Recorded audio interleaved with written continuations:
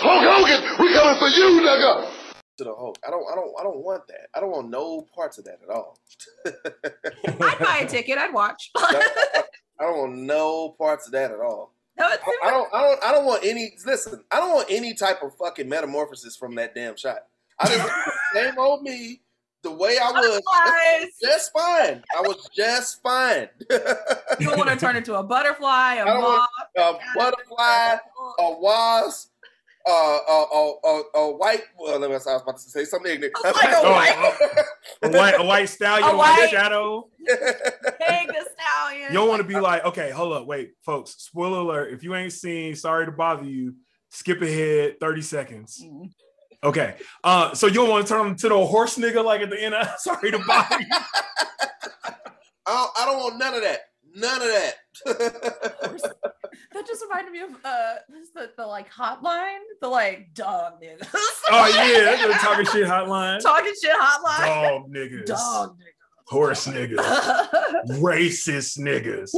Speaking of racist niggas, we are just past WrestleMania with the host Titus O'Neil, who is not racist, and Hulk Hogan, who definitely is. Do you realize this man got booed the entire time he was there? Hey man, listen. I didn't have much faith in the people in Florida because I know Hogan's from Florida and Florida be Floridering. From Tampa, yeah. They be Floridering. So like, you know, I always thought they were gonna be out there. Now they kept showing the people in the crowd, and I tweeted this. They kept showing the people in the crowd that had on the Hulk Hogan joints, and I'm like, that's like people that have way too many American flags. Like that's how you know they racist, right? You know, they wear Hulk Hogan gear at a wrestling show. I don't want to see no white niggas in a do-rag. That's all I have to say. I'm just that to me is a new level of racism. Along with the American flag, if you're in a do-rag and you are lighter than a paper bag, then I have a problem. Never do research on Hulk Hogan or when Vince McMahon was WWE champion.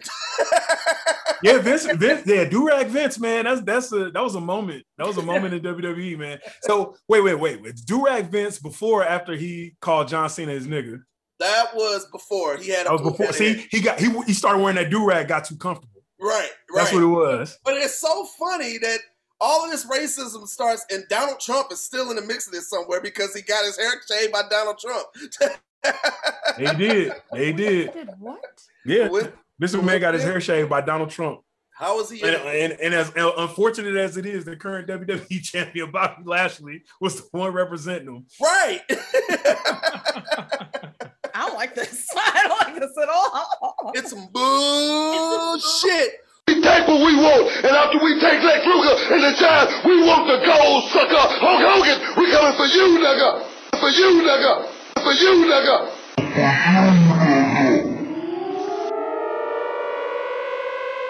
We take what we want. We the realest in the business. We want the gold, sucker. Hulk Hogan, we coming for you, nigga. We take what we want. We the realest in the business. We want the gold, sucker. Hulk Hogan, we coming for you, nigga. We take what we want. We the realest in the business. We want the gold, sucker. Hulk Hogan, we coming for you, nigga. We take what we want. We the realest in the business. We want the gold, sucker. Hulk Hogan, we coming for you, nigga. Coming for you, nigga. Shit.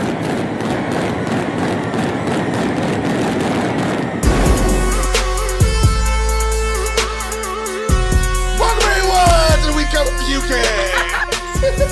Yes, sir. Yes, sir. Welcome y'all to another edition, a post WrestleMania edition. I ain't gonna lie to you. This is gonna be WrestleMania heavy. You know, you looking for AEW and all that, man. God bless you, but we ain't talking about that today. We're talking about WrestleMania because we just got done. If you're looking for AEW right now, you don't need to be fucking. Well, right now, your ass is probably watching TNT right now. So shut up.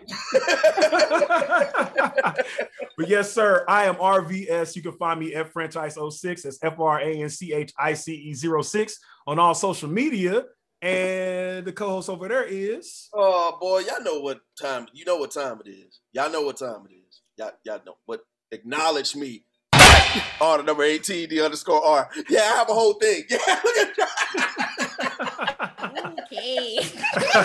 Something's happening. Yeah, yes. It's something different every episode. Okay.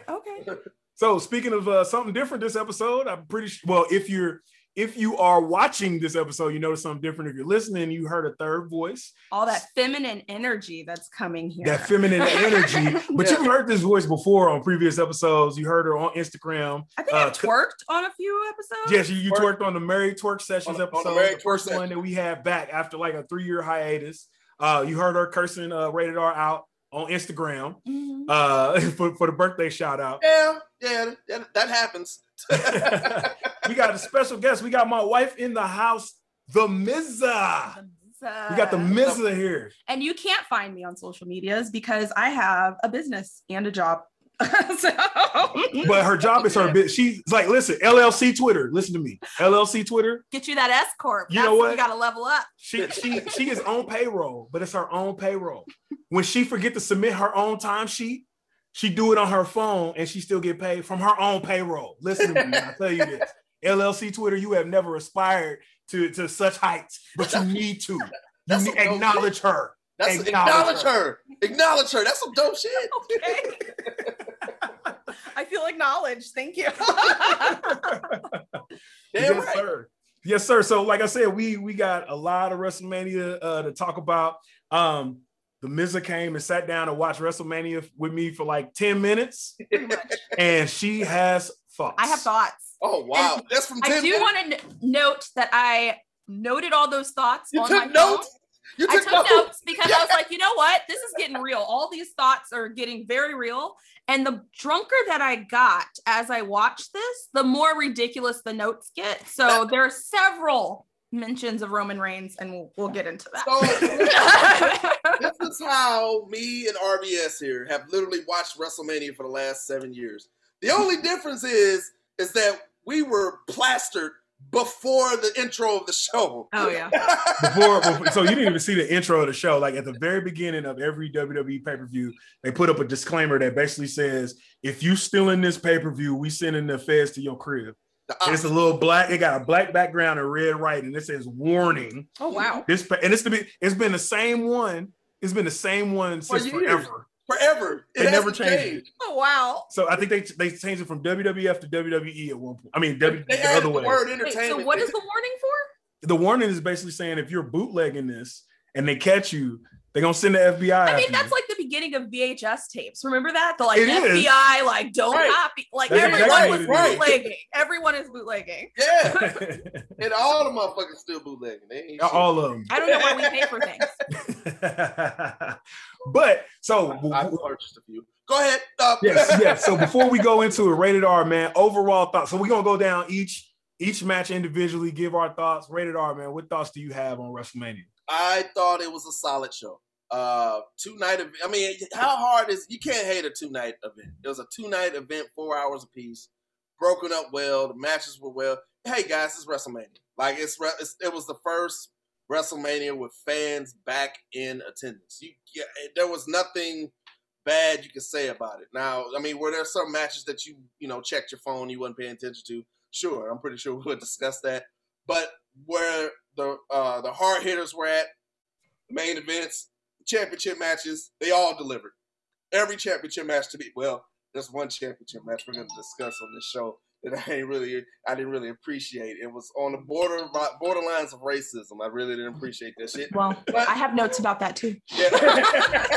I think that you two's notes converge on that one match. Yeah, we're gonna go right on that one. I mean, that made they're like I guess wrong stereotype. I guess if you can't you can't be racist one way, we're just gonna just put a gong in there. What? So but overall, good show. It was glad to see the fans back. Glad to see what WrestleMania may be going in the future. It was a solid show. What about you? Yeah, I think the same thing. 2 nights are beautiful. They should never, ever stop doing that. Going to WrestleMania, the previous times we've gone to WrestleMania have been a legit shift at work. Yeah. So you sitting there for 8 hours watching WrestleMania, and we've had, libations before we get to that. So we start tailgating WrestleMania at noon. So we don't get out till midnight. Right. Come that on, was man. The longest one. The one in Dallas was that was like our practice for like an all-day work session at WrestleMania. When we got there at 8 o'clock, eating, drinking, and then drunk as shit, and then we sit there for another 5.5 hours. Yeah. You hit the nail on the head there. Yeah, but I think that like I said, like overall, really, really solid event. I think the sequencing between the two nights was mad like lopsided. Like night one hit way harder than night two, in my opinion. But they can work that out. They could take some thoughts from New Japan and actually like figure out the 2-night thing and get that going. They ain't gonna do that shit. They gonna keep doing what the fuck they doing. So to the Mizza. So for the 5 minutes, and so you were actually asleep when I was watching night one. So you might have heard something in your dreams subconsciously. Wait, am I supposed to just give like a quick overview, or am I supposed to read my notes? You can give a quick overview of what we're going on. Okay. So one, sponsored by Snickers, apparently. That was fun. I didn't know that we were all that hungry. I didn't realize that was that main event. I think Snickers had to pay them a shit ton. Snickers was on everything. It was on everything. Snickers. I only really watch for the weaves on WWE. That's what I do. The weaves was on point. Okay, I'm gonna just go ahead and throw that out there. There were some good ass lace fronts in there. All of it was together. Also, let's point out the fact that women have to wrestle in way more shit than y'all do. So questions. One, women come out in full makeup. Full manicures with like actual manicured nails, piercings all over their bodies, all over their bodies. They have to worry all over their bodies. I'm sure they have to like worry about getting pulled out. Their makeup has to stay flawless. Their hair has to stay flawless. They're wearing tiny, tiny booty shorts that are all up in their butt. And then every fucking man who comes out in WrestleMania looks like they just took a shower, that they just rolled out of a hose full of water and walked out onto the fucking stage all greasy and just wet. Why are they always wet? And why are they always Winnie the Poohing? I'm getting into my notes. Okay? This is perfect. The Winnie the Pooh look also was not the look for me. Also, Roman Reigns was looking right. Okay, let's go ahead and get into it. All right, so we're gonna wait. My mama even called me about Roman Reigns. Like, what the hell you doing? You don't even watch wrestling. Roman Reigns gave us feels like the Isleys. I was gonna say, who won before we get into the rest of the top? Who won this past week of the admiration of the ladies? Roman Reigns or Ron Isley?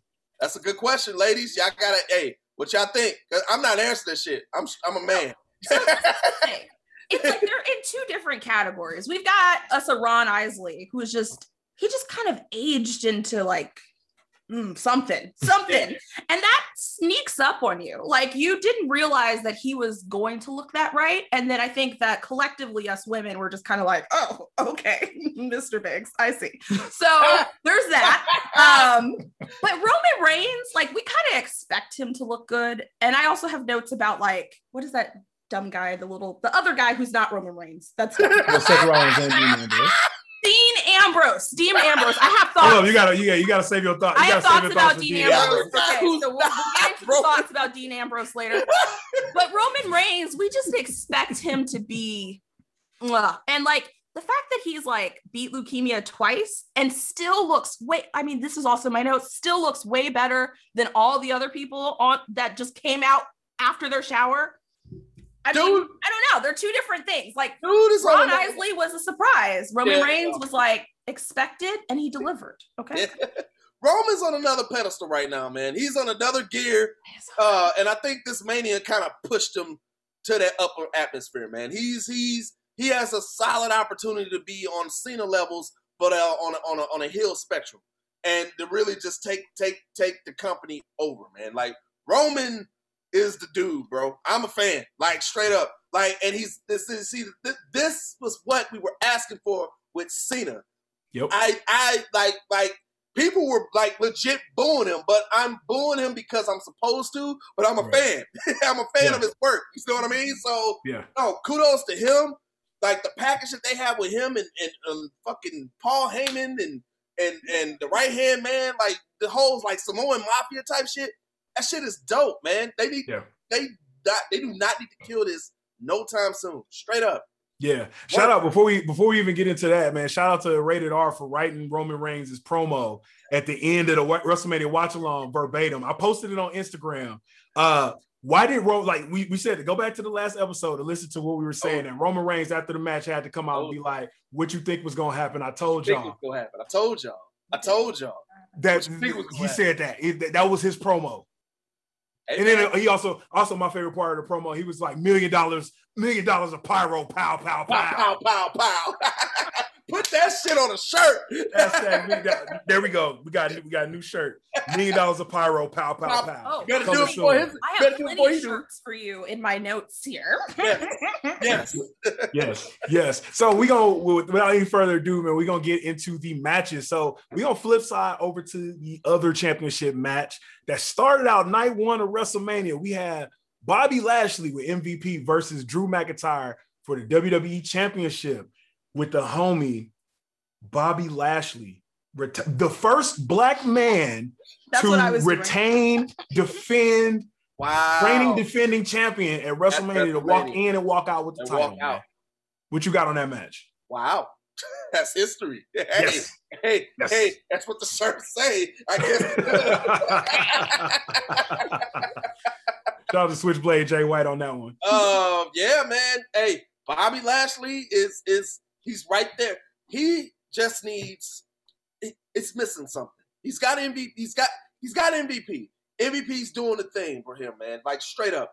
It's missing something. I don't know what it is. Like the aggression's picked up. I noticed that. He's beating the shit out of motherfuckers. He beat the shit out your boy that we can't stand. He threw his ass over the I don't even know his name. See, exactly. Matt Riddle. Matt Riddle. But he's missing. I don't know what it is.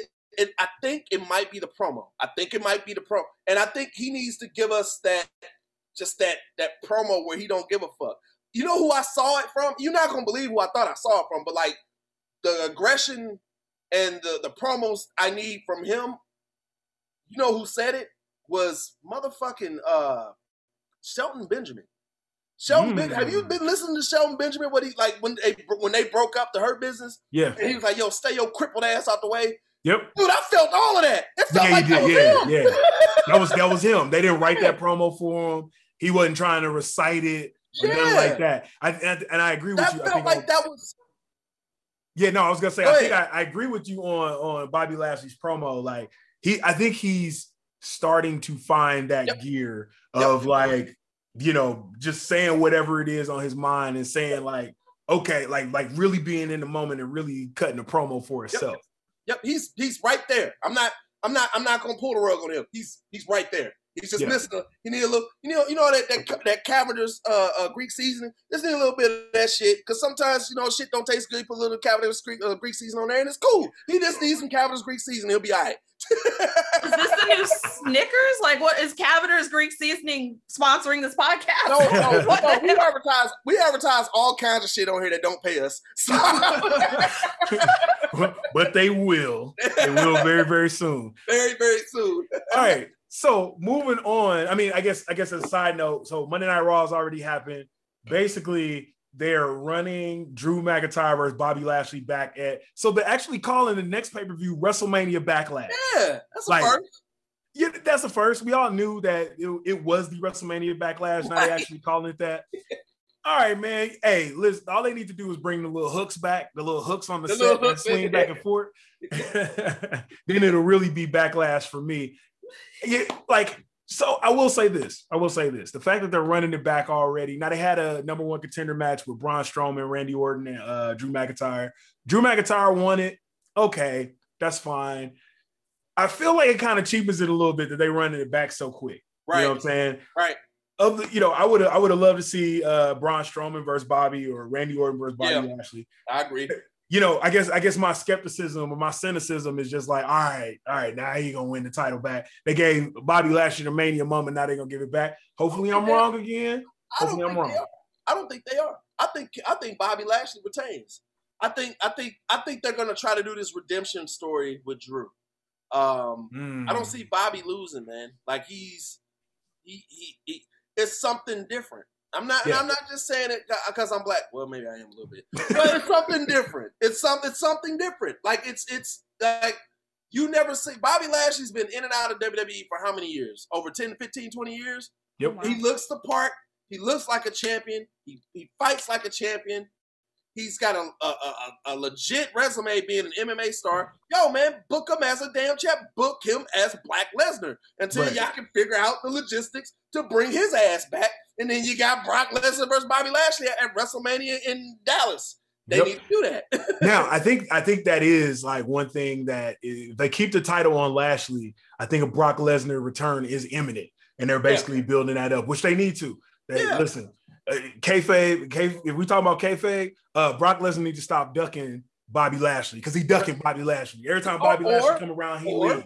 Or whenever they have that bragging rights pay-per-view, you got Roman Reigns versus Bobby Lashley. Dude, I wish they would do a unification. If they do that, do unification. One champion, one face, one name. Let's see it. Let's see how they do it. One band, one sound. That's it. So we're going to move on to the next match, which was the Tag Team Turmoil women's match with the winners receiving a women's tag team championship match on night 2. So Natalya and Tamina won by last eliminating the Riot Squad. Man, what you got on that match?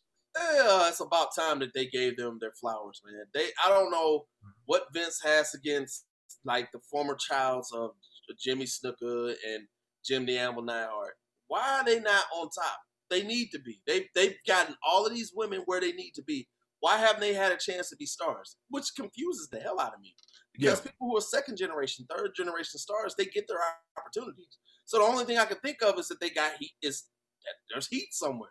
Because it doesn't make sense. You know, either they have heat somewhere or they've had heat with their fathers back in the past, and this is Vince's way of paying that shit back. If it is, it's fucked up. But I don't know why. Like, yo, they look great. They look good. I met Tamina in the past. Super cool woman, super chill, and she deserves her opportunity. I haven't met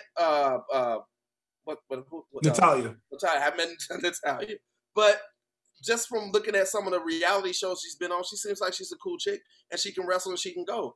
Yo, she's gotten enough of these girls over. It's time to crown her. Give her that girl her flowers before she get up out of here and go talk to Tony Khan. No, that's for sure. I think that it's not necessarily the fact that they have heat. I think that a lot of times Vince gets in a category where if people aren't challenging him or like running to him like, yo, I got ideas, or like pressing the issue, he's just like, yo, if you're a good hand, you know, that the proverbial good hand, he's just like, look, you can have a job forever. We may or may not do nothing with you, but hey, I'll call you up when I need. So I think that was his opportunity to actually, you know, show them some love as, you know, longtime folks, second, third generation. I mean, like, you know, Tamina, you know, is like in her 40s now. You know, she don't seem like it, but she's in her 40s now. I think her daughter's like 20. You know what I'm saying? Looks like she'll be on the signature room on Thursday nights. But go ahead. Tamina, that's no disrespect. But go ahead. Hey, that's a good thing. That's a good thing.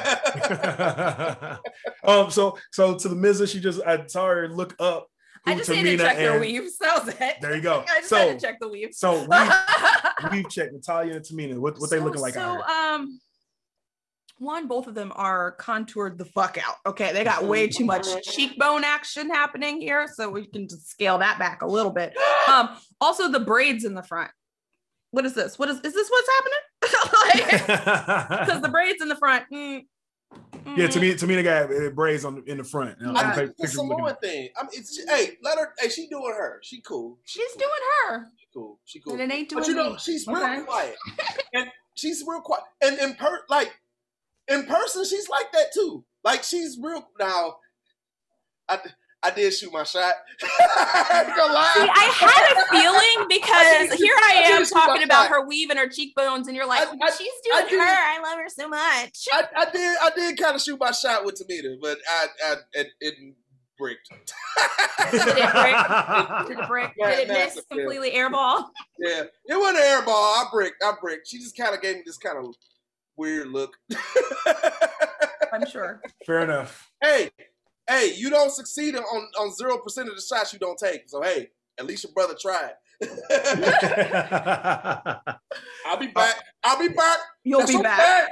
That's okay. All right, man. So moving on to the next match, we had Cesaro versus Seth Rollins in a singles match with Cesaro taking the win, finally getting a WrestleMania, aside from the Andre the Giant Memorial Battle Royal, getting his singles match WrestleMania moment, man. What you got on that? For them to be this damn long for them to pull the trigger on Cesaro doesn't make no damn sense. I almost feel like that they did this shit so he wouldn't call Tony Khan right after the 100%. right after Mania.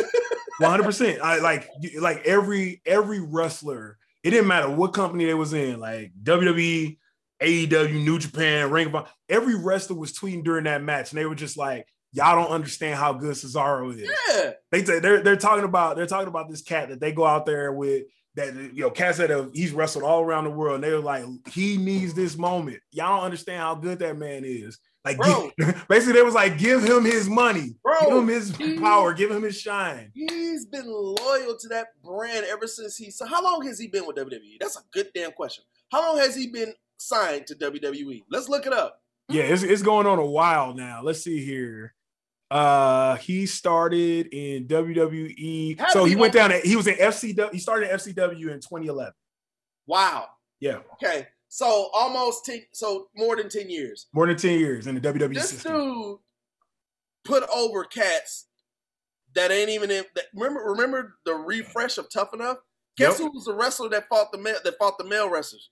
It was Cesaro. Exactly. This dude has been loyal. God knows how long. And you know what? And it's not just him. I'm pretty sure there's others that have paved the way that he has too. But we've seen him time in and time out deliver and not give it the opportunity. It's time. Somebody like that, like somebody like him that will go to AEW, he will go to AEW and be the man. He will be the guy. Exactly. Period. I don't know much about, so fans, just so you know, for me, I'm a little bit old school. I like the promo. To me, the promo puts his asses in seats. No, a lot of y'all don't agree with that. A lot of y'all like, the action, the flip-flopping and dodging and dipping in the fucking ring. I'm not that way. The promo makes the match. The promo makes the fight, and that makes me sit and watch what happens in the ring. I don't know how Cesaro is with the promo. I've heard a few of them, a little bit lackluster. Constructive criticism, Cesaro. Don't fucking European uppercut me in the throat. It's constructive criticism. There's a little work with the promo, or there's promo skills that I haven't seen that you've done in the past that they're not letting you do because of the powers that be in WWE. I don't know, won't know, but I need more from me. I need more on the mic. Other than I know what you do in the ring. You the strongest guy there. Strongest guy there. Yep. Give me character, give me promo. Because I know you doing the muscular. Who's my guy? Jason Statham look. I know you doing that, but let's figure something out here. Let's get something with it. You know what I'm saying? Look what they did with Apollo. Look what they did in my frat. They turned him into somebody from Nigeria who's fucking carrying around a staff, and now you got somebody else Nigeria, and that's not racist. Let's get somebody else. Well, so for Cesaro, man, going back to your old school comment, man. Yeah, the promo is what put asses in seats and what makes you care about the wrestling match. But if we talk about old school, if this was the 80s, they would put Cesaro with a Jimmy Hart or a Jerry Lawler or they did for a little while. Paul Heyman. He was a Paul Heyman guy for a hot second. Yep. Problem is they give Cesaro, they put Cesaro in these situations to basically elevate him. And he does his thing. They put him with Paul Heyman. He does his thing. They put him with Jack Swagger and Dutch Mantell. He did his thing. They put him with the League of Nations with Del Rio, Sheamus, and Rusev. He did his thing. Right. But for whatever reason, whenever he gets in those situations, they're like, all right, now do your thing by yourself. No, he can't do his thing by himself. He needs somebody, even him and Tyson Kidd and Natalia. When they were all together, they were cutting comedy promos backstage and all of these things. But it's the shout out to Chris Jericho. Now he didn't commit treason this week that we know of, so I'm gonna talk to you in a good light. But shout out to Chris Jericho when he was on the Broken Skull sessions with Stone Cold Steve Austin. He mentioned that Vince McMahon is a genius, basically, because what he does is he'll take your idea and he'll sit back, he'll think, and he'll say, all right, what if you move this over here? And you're always like, I'm always like, oh my God, that's genius. That always works. Problem with it is, his ass always got to move something around. So it could be a cool idea, but he's like, what if you move this over here? I done fucked it up. No, I didn't mess the whole thing up. Well, it's your fault. You shouldn't let me touch it. You know what? I didn't think about that until you just said it. And when I watched that, fans, do yourself a favor, watch the Broken Skull sessions with Steve Austin. Really good. It's a must watch. But when Jericho basically said that, hey, Vince, we got this idea. Oh man, that's a phenomenal idea. And Vince is the type of person where, that's a good idea, but what if you just did this? Just did a small switch and it's dope. But how many of those times where that small switch was just a little bit too much? Exactly. A little bit too much Cavendish you put on there. Now it tastes too fucked up. Now it's too salty. Yeah. That could be true. Like, that analogy may not work for everyone. Not every situation. You might be right on that. Yeah. So in this match for the Miz, so Seth Rollins is in this match. Seth Rollins is one of the guys who used to run Roman Reigns in the Shield. But not Dean Ambrose. We got to keep the Dean Ambrose joint in the tuck until we get to the main event of night 2. So Cesaro versus Seth Rollins. Just give me your thoughts on Seth Rollins in general. Seth Rollins is a stringy haired dude that had the little blonde streak. Yeah. There you go. No, I remember. Those are my thoughts. UGH. Okay. Okay. Here's another thing. So one of the things that's a part of his gimmick right now is that he comes out dressed in suits and whatnot. And he's like, look at my drip. Look at my drip. Wait, he says that? I haven't been watching. He says that? Yes. He comes out. He's just like, everybody on the internet's talking about my drip. Seth Rollins, nope, because this guy moved to AW. Right? That's Dean Ambrose, aka John Moxley. No, who's the guy who looks like a magician? That's Cody Rhodes. Oh, I'm sorry. All right, cool. We gotta talk about AEW for a hot second. So the Miz, you have to talk about how Cody this Rhodes. man looks like a magician. Has anyone not looked at that man? Looks like he looks like a modern day Chris Angel. What are we doing? The blonde hair and like his tallness. Like he looks like he should be like pulling something out of a hat or like making people levitate. And so then he showed up on this show and Ray was like, oh yeah, he's a wrestler. And I was like, no, he's not.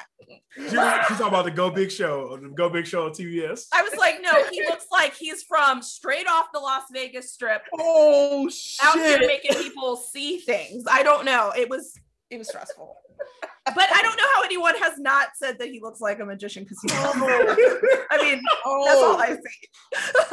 Cody Rhodes, man. That is accurate as fuck. Cody Rhodes do look like a magician. Yes, he does. So I don't want it to seem like I'm only invested in the looks of wrestlers. I do look a lot at the looks of wrestlers, both male and female. I want to know what's going on. Exactly. Women look off of appearance. You're doing the right thing. I will tell you that Seth Rollins and Roman Reigns, and then the other dude, Dean Ambrose. John Moxley. So Ray had described them to me, like their whole little like group back when they were a group. The Shield. And I was listening to the names and I was like, okay, these sound kind of cool. And I got a glimpse of Roman Reigns. But I didn't know Roman Reigns was Roman Reigns. I didn't know anybody's name. I kind of just like shuffled the names around. I didn't know who anyone was. Right. What the fuck with the other two? Like, I'm sorry. Can I curse on here? Yes, you curse on here. Yes. I don't want to like make this be the R-rated version of you guys' podcast. But I was like, we had you. What is this? Wait a minute. We had you describing Lars Sullivan's gay porn on one episode. That's true. This is is why you can't find we me ain't on forgot. social media. We ain't forgot. This is why. This is why I'm not on social media. Anyway, so I see them and like I couldn't describe it at the time because I was like, you know, this doesn't feel right. This doesn't make any sense. And I'm annoyed because all of them have some pretty like cool names. Like WWE does not get names correct. Okay. I've done a much better job at naming wrestlers because they give these people the most bumfuck, like basic ass names like Joey Jefferson. Like, what the fuck? Wait a minute. Supposed to like a wrestler named Joey Jefferson? What are we talking about here? Wait a minute. And you know I'm warming my hands. So your husband know what I want. Listen, they got a motherfucker running around here named, his name is T-Bar.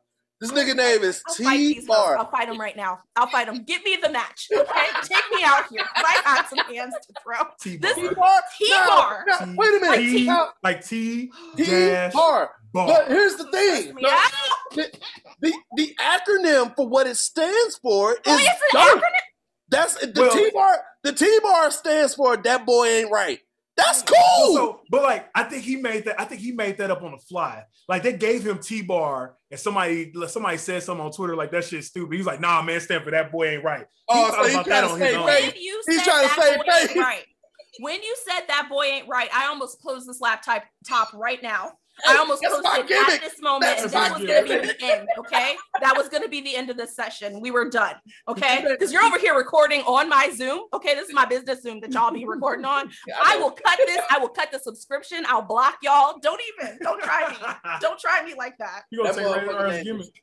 His name is T-Bar. His name is T-Bar. Disgusting. He's about to join the Hurt Business. I had some eyes. Y'all were talking about how he was very historic, so I didn't want to like, you know, butt in. But like Bobby Lashley, I mean that's his actual. Well, no, okay, it's not his actual name. It's like it's a nickname. So shout out. His name is Franklin Roberto Lashley. What the fuck? Franklin Roberto Lashley. But look, Franklin Roberto Lashley is time out. Triller than fucking Bobby Lashley. Bobby Lashley sounds like the dropped member of the Beach Boys. Like, I don't understand what we're talking about. Like the replacement drummer for the Beach Boys. What are we talking about? We literally saw this man at the airport. His name is Franklin Roberto Lashley. Franklin. That ain't nothing. You should have gone by Roberto Lashley. Roberto. I don't know, something cool like that. I don't know. I would have given into that. Wow. I did not. I thought his name was Bobby Lashley. He could have just gone by Roberto. I would have been all on board for. He looked like a Roberto. He look like a big nigga named Roberto. Just Roberto. Hey, Roberto, nigga, Roberto. I'd get that on a shirt. I'd be up there like Roberto. That's another shirt. That would be great. I feel like this is a good one. Roberto. And have you could be Roberto, and then underneath like that nigga named Bobby. Bro, wait a minute. I'm still RVS. We talked about this last week. I'm still pissed off at this fucking the screen, the PowerPoint presentation for Bobby Lashley, where he's just standing there like that, like on the screen, and it's got all Matty on top. They can't fix that shit. They can't give him nothing better than that. Yeah, they did not pay for the After Effects license. They did not pay Adobe their money, so they still using this open source bullshit to make their graphics. Well, I mean, I have a subscription, so hit me up if you need some real Kevin Adobe Dunn. situations going out. Kevin Dunn, hit up Vincent. I'll put you on my account. We'll make it work. This dude is Franklin Roberto. I never would have known. Franklin Roberto Lashley. Hey, reminder, this episode is not brought to you by Snickers. We're going to say that about 10 more times. No, it's by some weird Greek seasoning. What is that called? Hold on, I'm about to go get Cesaro Greek seasoning. What was it again? Oh, Cesaro Greek seasoning. So we got a gimmick. Even though he from Switzerland, we got Cesaro Greek seasoning. That motherfucker thought I was clever. This is some good shit here, y'all. You may have seen some Cesaro Greek seasoning. Hold up. This was on our inaugural version when we was on the WWE Network with my barbecue. I was cooking with this motherfucker. You see how he cooking that shit? That shit is fire. I see it. Yep. I see Chef Boyardee over there cooking. That looks good. Hey, do yourself a favor. This is some good shit. All right, man. We got to move on. Speaking of big niggas, we got to move on to the next tag team match where AJ Styles and Giant Omos defeated the New Day, Kofi Kingston and Xavier Woods for Raw Tag Team AJ Styles, another letdown of a name. AJ Styles looks like he should be stylish and wonderful and not greasy and wet like he is. She does not like AJ Styles and his stupid face. Okay, that's all I've got. And that might be a half a glass of wine talking, but I hate that nigga's face. Okay? She don't like Uncle Al, man. She don't like Alan Jones. You don't like Alan Jones? Alan Jones. That's his real name. Yeah. You don't like Alan Jones? Alan Jones sounds better, don't it? Alan Jones Styles. Hey, AJ Styles sound like one of these trendy barbers that's out right now. When you go to, hey man, hit me up at AJ Styles. You know what I'm saying? I got. That sound like a barbershop. That sound like a barbershop. You got no shirt. AJ Styles barbershop. Coming to AJ Styles. Wait till we get to the carpet and tile queen. Oh man, yeah. I got to keep that in the tuck. We got to keep that in the tuck. AJ Styles. AJ Styles. Hold on, I got to show you a picture. Doing tapers. AJ Styles doing tapers for fucking $40 and shit. Just a low taper. He gave Kevin Owens that high fade that he had on. Boy, his high fade was on point, dog. That motherfucker. shout out to the folks at Maestro, man. Yeah, man. How did they get that goddamn contract? Yes. They've been with them for a while. I saw that. Hey man, they make quality products, man. I used to use their beard oil for a long time. Like it makes quality. Also, shout out to Tie-Dye Munchies, man. He's also in my notes. Yes, Tie-Dye's Munchies, man, night 2. Okay. But before we get there, so we had Giant Omos basically like so I'm showing the Miz a picture of Giant Omos right now. He is 7'3", and I'm just impressed by the name choice here because I feel like this works. There you go. This is something that is threatening and large, like he seems to be. Okay, and so form follows function, as we say in architecture, and there we go. He's also another Nigerian, so apparently the only thing keeping him from teaming up with Apollo Crews. Yeah, there you go. The only thing that kept him from teaming up with Apollo Crews is the fact that he on Raw. Apparently. Okay. So, all right. So that starts me to ask this question. What is the insurgence of all this blackness in WWE right now? And it better not be because of a fucking pandemic. But what is your opinion? Why is everybody right now? It's like, so why are black people coming into WWE right now? And why is this a surge of positivity of black people in WWE? I don't get it twisted. I love seeing it. Yeah, I love seeing it. Well, I think I think what it is that we have a lot of folks that play other sports that are like trying out WWE right now. That's true. So we got a lot of ex-football players. Basketball. Right. Omos is a basketball player. Okay. A lot of old ex wrestlers, baseball players, basically yeah, exactly. Track stars. They are not going to the pro league or whatever sport they were in, so they're going into wrestling. And if they're 7'3" like Omos. We haven't seen a 7'3" black man in wrestling before. Ever. I do want to point out that Omos's first ring name was Big Jordan. Was that just because he was black? Probably. I thought it's wait, no, hey, hold on. No. Read the second name. Oh yeah. Read the second name. Yeah, so I'm feeling all sorts of racism vibes with these names. There's Big Jordan, there's Big Ninja. Yeah. Say it again. Say it for the people in the back. So there's Ninja. So what does Ninja sound like? What starts with an N and an I? Come on. And it ends with an A. Okay. Listen, you know good and damn well who why they gave ninjas that be cloaked in black, so they ain't slick. They ain't slick either. Thank you. And then what they were trying to do. Jordan, good and damn well they was trying to do. I don't know how to say his last name. Bang. Well, that's his actual last name. Yes, but I was like, but where'd the fucking Jordan come from? Let's just call a spade a spade. Y'all know good and damn well what they calling his ass back there. Oh, they're calling Big Ninja. Yeah, they calling him. That's what they. Come on now. Black Lesnar. Right. Brock Lesnar. Hopefully they're not calling him. They're calling him big nigga. Right. Hopefully they're not calling him Big Gonzalez or something like that. That's Black Gonzalez. That's Black Roberto. That's double racist. You know what? I wish we did talk to Kevin Dunn just to get an idea of how, possible racist he. But I don't even know if it's him. I just why I'm getting though. That means I don't know. We're getting good. We probably could have figured it out because we shout out to Nash. Shout out to Nash on a couple reasons. Number one, for I saw on Instagram on Giant Omas's post, Kevin Nash was just like, yo, this is like talk about after WrestleMania. He's like, this is page 1, big man. You got a whole book to write in your history. And Giant Omas was like, hey, good looking out, big dog. Like basically Kevin Nash gave him some advice and is mentoring him right now. So shout out to Big Kev for that. Hey, dog, Nash is invited to the barbecue, dog. Period. He's got his own chair. He's there. Yeah. I've never met Nash personally, but he did wish me a happy wedding. So he does have a good.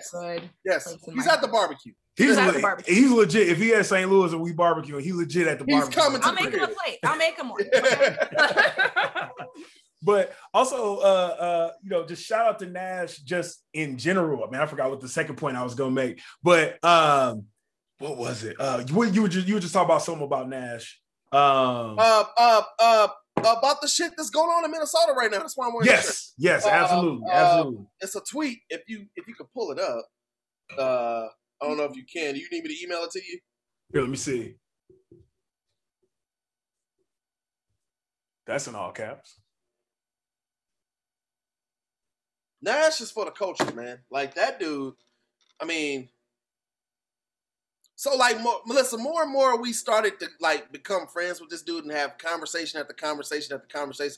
He started to become more of a person that like literally, if me and Nash was knocking at the door, you would just let us in, and that's how cool he is. Like, yeah, like people think we capping and shit when we say we know Nash and. We cool. Like, it's getting to the point we've known this dude for 11 years. Isn't that crazy? That's really insane. Nash, that's really insane. We've known Kevin Nash for 11 years. That is starting to become crazy. Yeah. But every time we talk about this, people don't really, believe us. And there's a lot of flack out there for Nash based off of what he did in WCW. I'm going to say this, about anybody, and this is my food for thought for here. You know what I'm saying? Don't judge a book by its cover. You can't always judge anything. Like, motherfuckers didn't like King Kong versus Godzilla. I actually liked the movie. but my point is that you can't judge everything off of what people say. People judge Vince Russo off of a certain thing. You literally have to really talk to this dude and to really understand. People don't like Eric Bischoff. You probably should talk to him. Right. Like, get the experience first before you go off of what somebody else is saying. Rotten Tomatoes ain't the be-all, end-all. Do yourself a favor and do the damn research. Say that for the people. Well, I think part of what's going on is the fact that people get mad at Kevin Nash because he went after the bag. I was talking about this before. This is that WWE propaganda, bro. This is that Monday Night Wars propaganda about WCW was trying to put us out of business, and a lot of people give Kevin Nash flack for leaving WWE for the bag back in the day, flat out. I mean, that's what it was. We were sitting there talking to Nash. Kevin Dunn was there. We were sitting there talking to him. Nash got up, talked to Kevin Dunn for a while. He came back. He was like, that motherfucker's still mad at me for going to WCW. Over some shit that happened almost 20 years ago. This is in 2018. Motherfucker, y'all the only fucking wrestling company out. You still mad at this dude? But you put him in your Hall of Fame. Get the fuck out of here. Twice. Yes. But shout out to Nash. We got the tweet up on the screen. Shout out to I'm tired of saying all the names. I know we're gonna get this way. Talk about this on the WeCominForYouCast. I will never have anything bad to say to Kevin about Kevin. Kevin Nash gave me financial advice, and he didn't have to.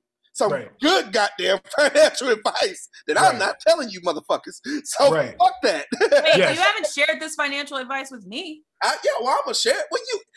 He knows what it is. He was sitting next to me. You ask your husband. Okay. All right. But know, shout out to Nash just basically tweeting out about, you know, Americans protesting another police officer murdering a black person. Something that happens way too often, way too much in America. But using, I mean, he consistently uses his platform to basically say, look, I ain't with that bullshit. I was in NWO with Hulk Hogan. I ain't Hulk Hogan. He's flat out. He's willing to distance himself from that he's way. not him. And I totally respect that. Yes. Totally respect that. Even say he front row in the marches. Like if it ain't a pandemic, he out there. So he shout out to Kevin Nash for that. Yeah. All right, so we're gonna move on to another big dude. We're gonna move on to Braun Strowman defeating Shane McMahon in a steel cage match. He beat his ass. Shane, okay, I know your mania moment is to be getting thrown off of some fucking 50 feet in the air and shit. At some point, motherfucker, you better quit playing like you want to be White New Jack. Because that shit goes for real, man. You better quit doing that shit. I had to Google to make sure that I remember what Shane McMahon looked like, and he still has the hamster eyes that I remember last time that I It all flooded back to me in a sea of memories. Shane McMahon wrestles, his outfit wrestles. He wrestles in what I go to play corkball in. That motherfucker got the goddamn sweatpants and the baseball jersey and shit. He wrestled. Hold on, listen. Back to your analogy of like what you said when you compare with you said the women had their makeup on, they got their sparkles on, their hair done, everything. You know who's the total opposite of that? Kevin Owens. Kevin Owens. Oh my God, don't talk to me about fucking Kevin Owens and his stupid basketball shirt or basketball shorts, cut off shirt looking. I just played Xbox in the basement, ate a whole Domino's pizza looking face. Don't you talk to me about him. Okay? His wrestling attire is literally what I go to sleep in. Isn't he Canadian? Isn't he Canadian? He's Canadian. Yes, he is. Like, Canadians are supposed to do better, okay? Clearly he don't think so. How do you have he's like trailer trash in Canada, and how does that happen? I don't know. We were watching Letterkenny recently. We were okay. Letterkenny standards. This man fits in. He like a Letterkenny Canadian. You know, the Canadian tuxedo jean jacket. He looked like he rolled out of bed after like a binger the night before, and like rolled out of bed, and then was just like, "Here I am. This is who I am." Yeah, I feel like literally, like after his matches, he can literally go take a shower, put that same shit on, and go to sleep. That's some comfortable shit. He doesn't even have to. He could just get in bed on the ring. He could literally just bring his blanket and the recliner and get it on the ring. Yeah. Hey, I bet you Kevin Owens do just like leave the arena and just get in bed in that same shit. Like he don't take no shower. He be like, man, I'll just shower in the morning. He looks like he smells like Funyuns. Okay. He get into bed. This podcast has been sponsored by Funyuns. The yuns you can fund. Okay. Hey, Kevin Owens, man, you all right, bro? You wrestling what we play basketball in and fucking go to sleep in as a black culture. Look it up. You might find it. Yeah, it is black culture. I'm surprised he's not like wearing socks and slides with that whole. You don't know. He might. The only thing, he is wearing wrestling boots. He's wearing wrestling boots. Yeah. I have gripes about the wrestling boots, but they do. So I'm going to learn how to roller skate this summer and have my like hot girl roller skating summer. Those boots that are kind of like knee high look very much like protection for my knees. Right. So I will be getting some of those. You gotta have the shin guard. We will have some shin guards. I will look like I'm playing ice hockey in the middle of the street. All right. Shout out to Braun Strowman for them writing Braun Strowman in the storyline like he was the one, like his big ass. All right, it's time for another one of these RVS rants. Uh-oh. Yes! I haven't been here for this. I don't even have an line for this. What? WWE, Vince, whoever else booked this storyline. Shane, I'm gonna blame you, Shane. Why did y'all book a match where the storyline was I gotta look at this to make sure I get it right, to make sure I get it completely right, that the 6'8" 385-pound motherfucker in the match is the one getting bullied. I don't get that one, man. I don't get that. And then they were trying to pretend like, well, Shane was the smart one. Braun Strowman is a smart motherfucker. Have you listened to any of his like YouTube videos? That motherfucker smart as shit. Yes, but they made him out to be stupid. Yeah. Shane McMahon called him stupid, and now he like, I'm doing this for anybody who's ever been called stupid.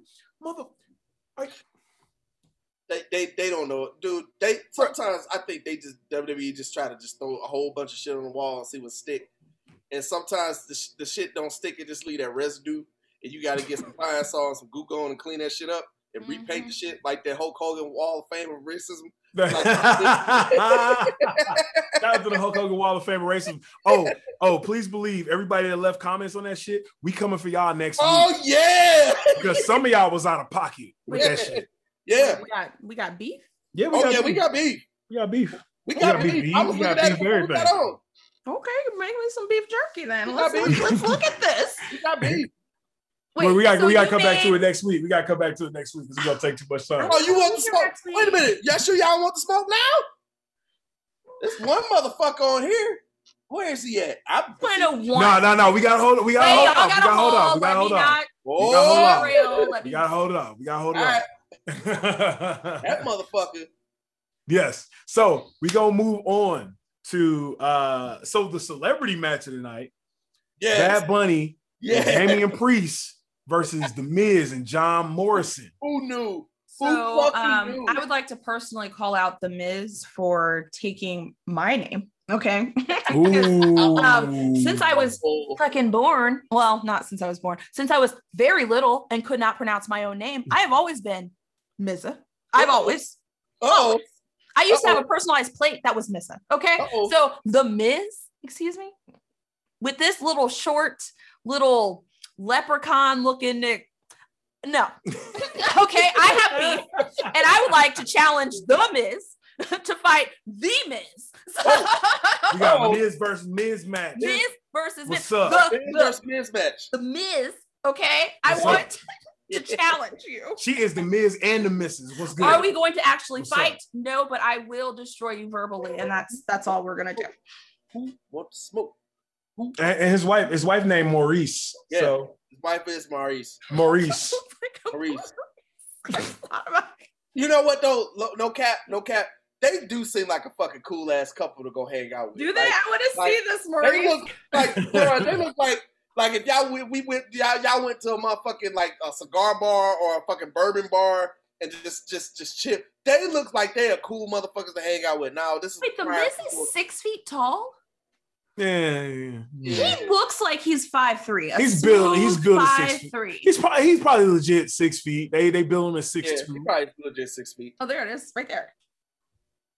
Oh, there it is. Yeah, he's probably a legit 6 foot. But they build him at 6'2". I like these boots. This is cute. Okay. He looks like a smooth 5'3". That's amazing. That little person. He's 6 foot. I can see him. He's legit 6 foot. In my mind. Other cats are just like super tall though. That's in my mind, 5'3". In my mind, he and I are like eye level, and we are fighting. Like Roman Reigns, I ain't seen that motherfucker up close. Pause. But that motherfucker is tall as shit, and he's stocky. I believe y'all. That motherfucker ain't no joke. He ain't no joke.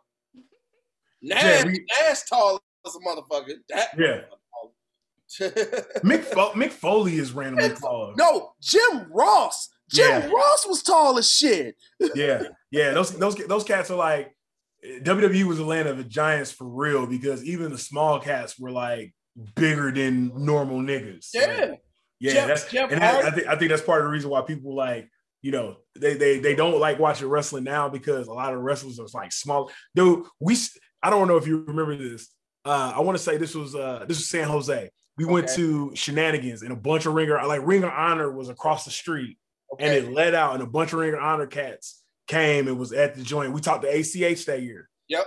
We sat there and chilled with ACH, but I was sitting there. I think we were talking to Kenny King. Yep. We were having a conversation with him, and walked by me. I was like, man, who is this little dude?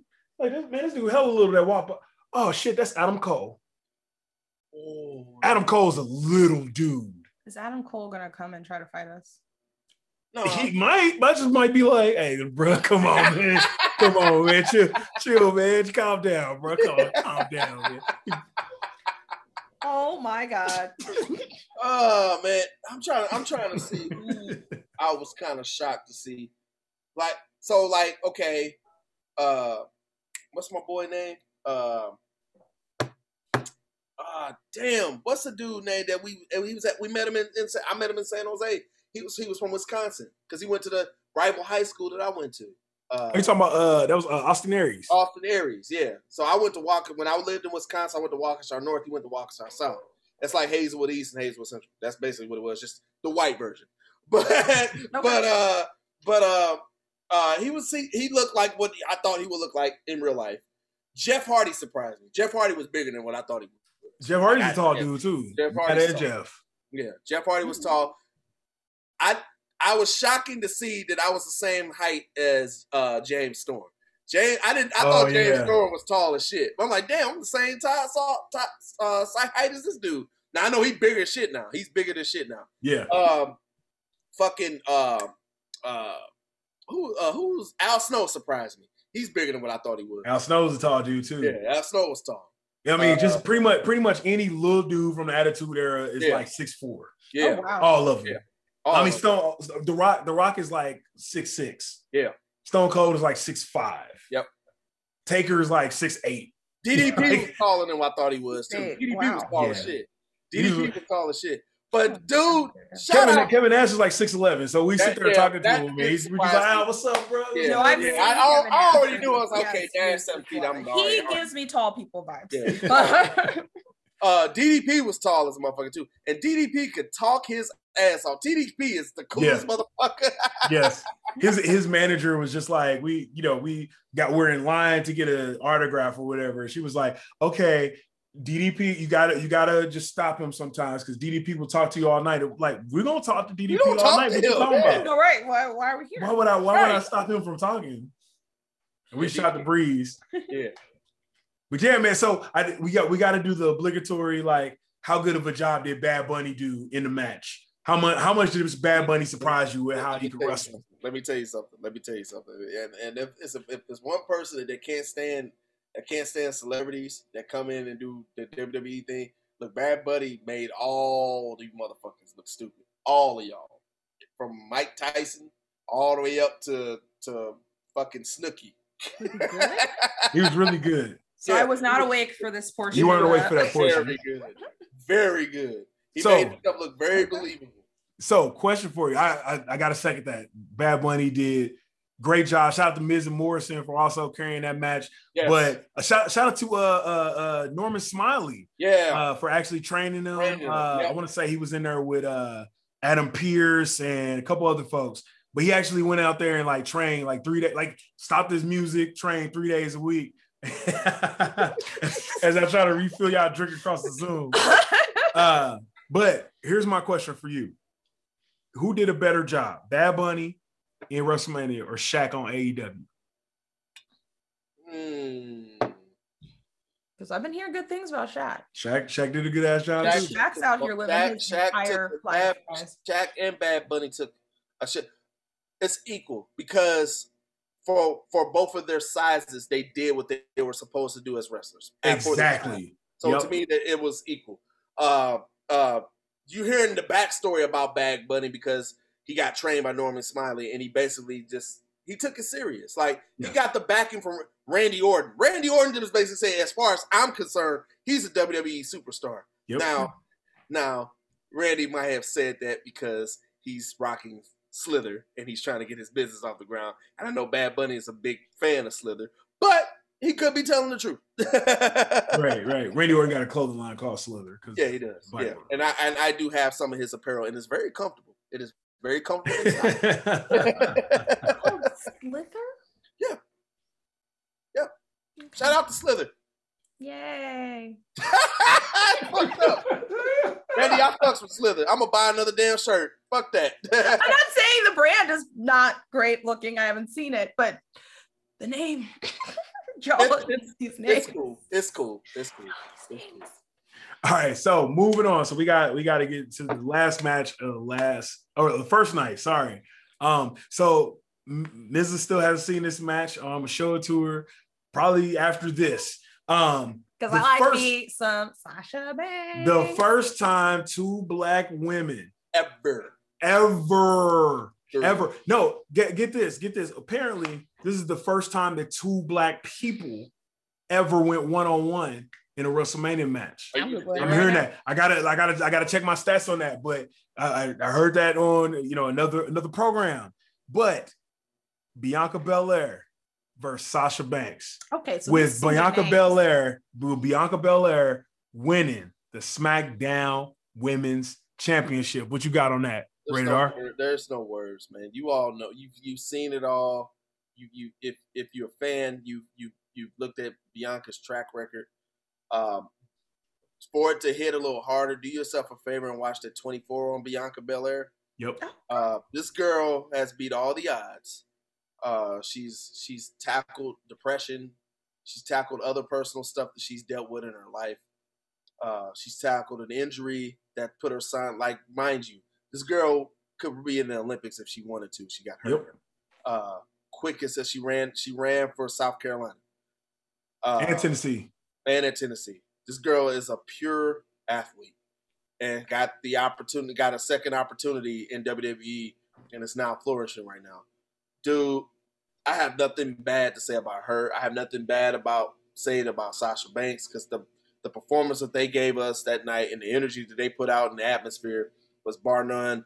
That should have been the main event. Now, the Roman Reigns match, that was dope too.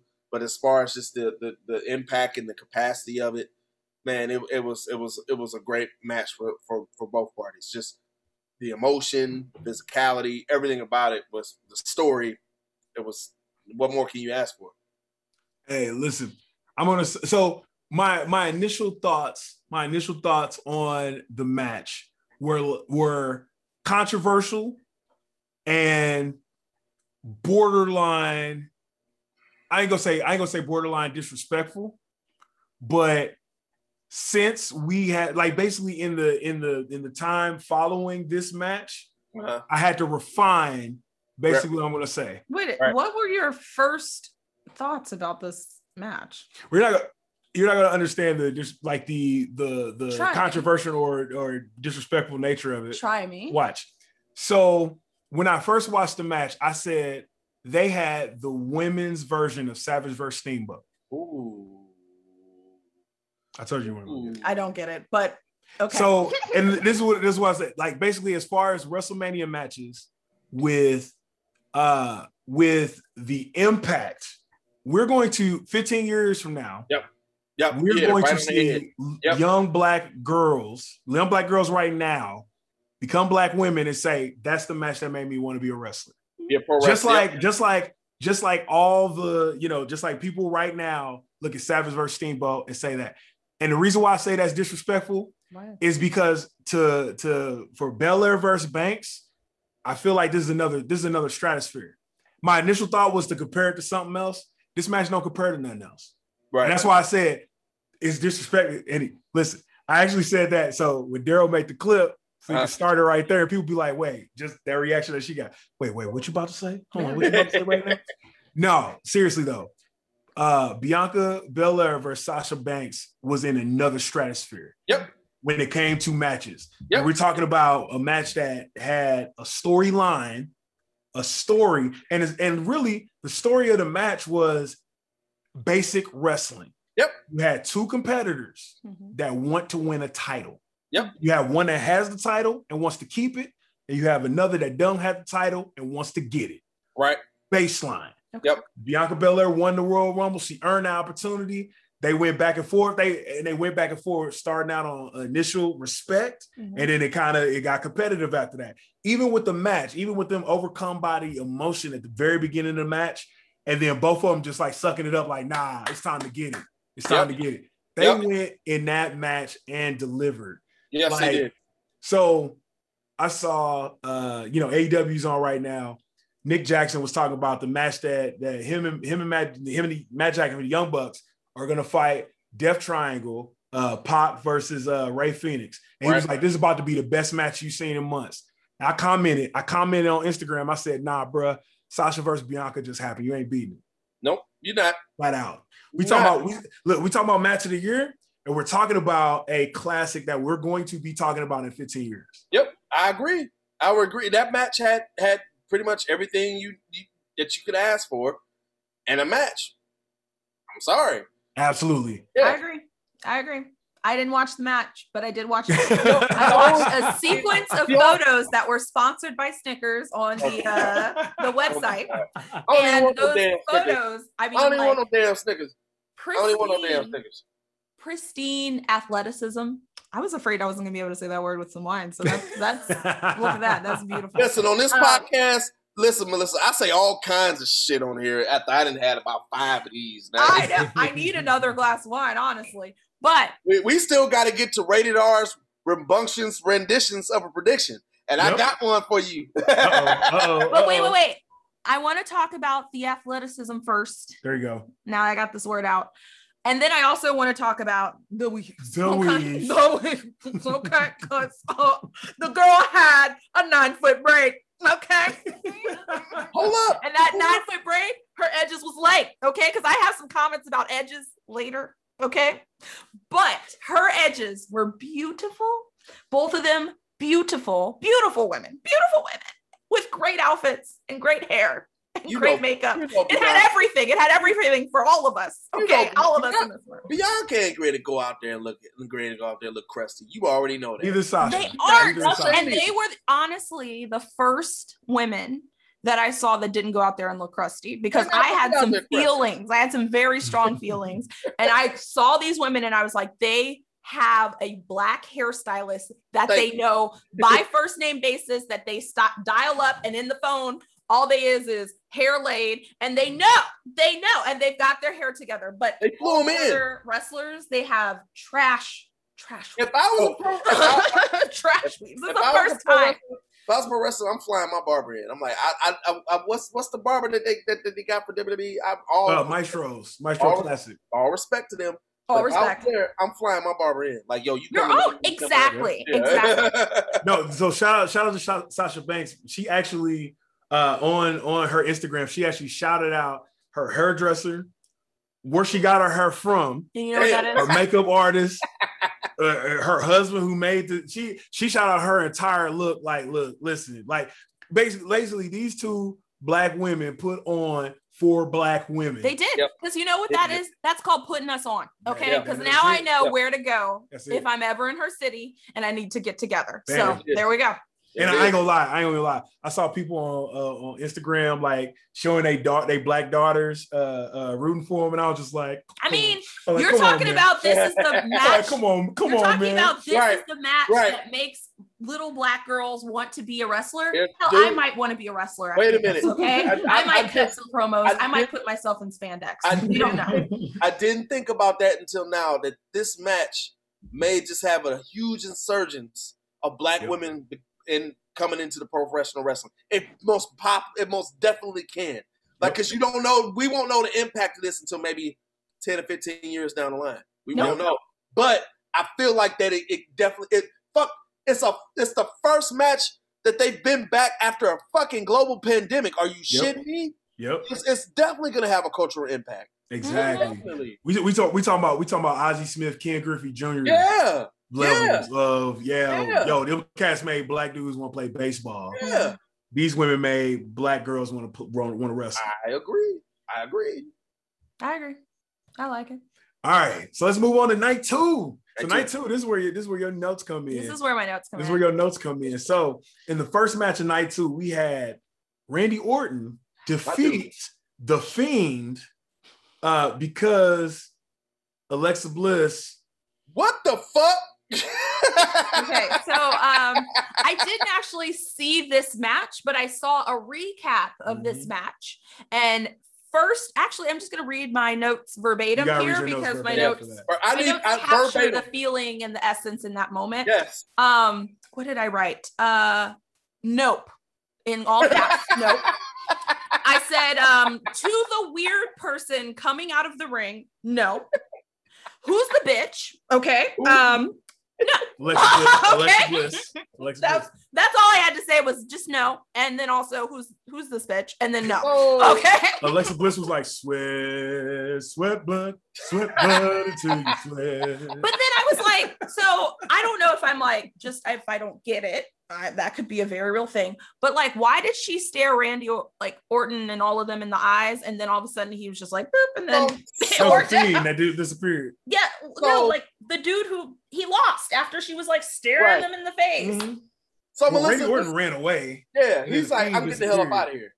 Yeah, I thought that Randy Orton had he won already? Yeah, Randy Orton won already. Okay, now I missed that. That was. So, but this is the thing. It's a constant thing with Bray Wyatt.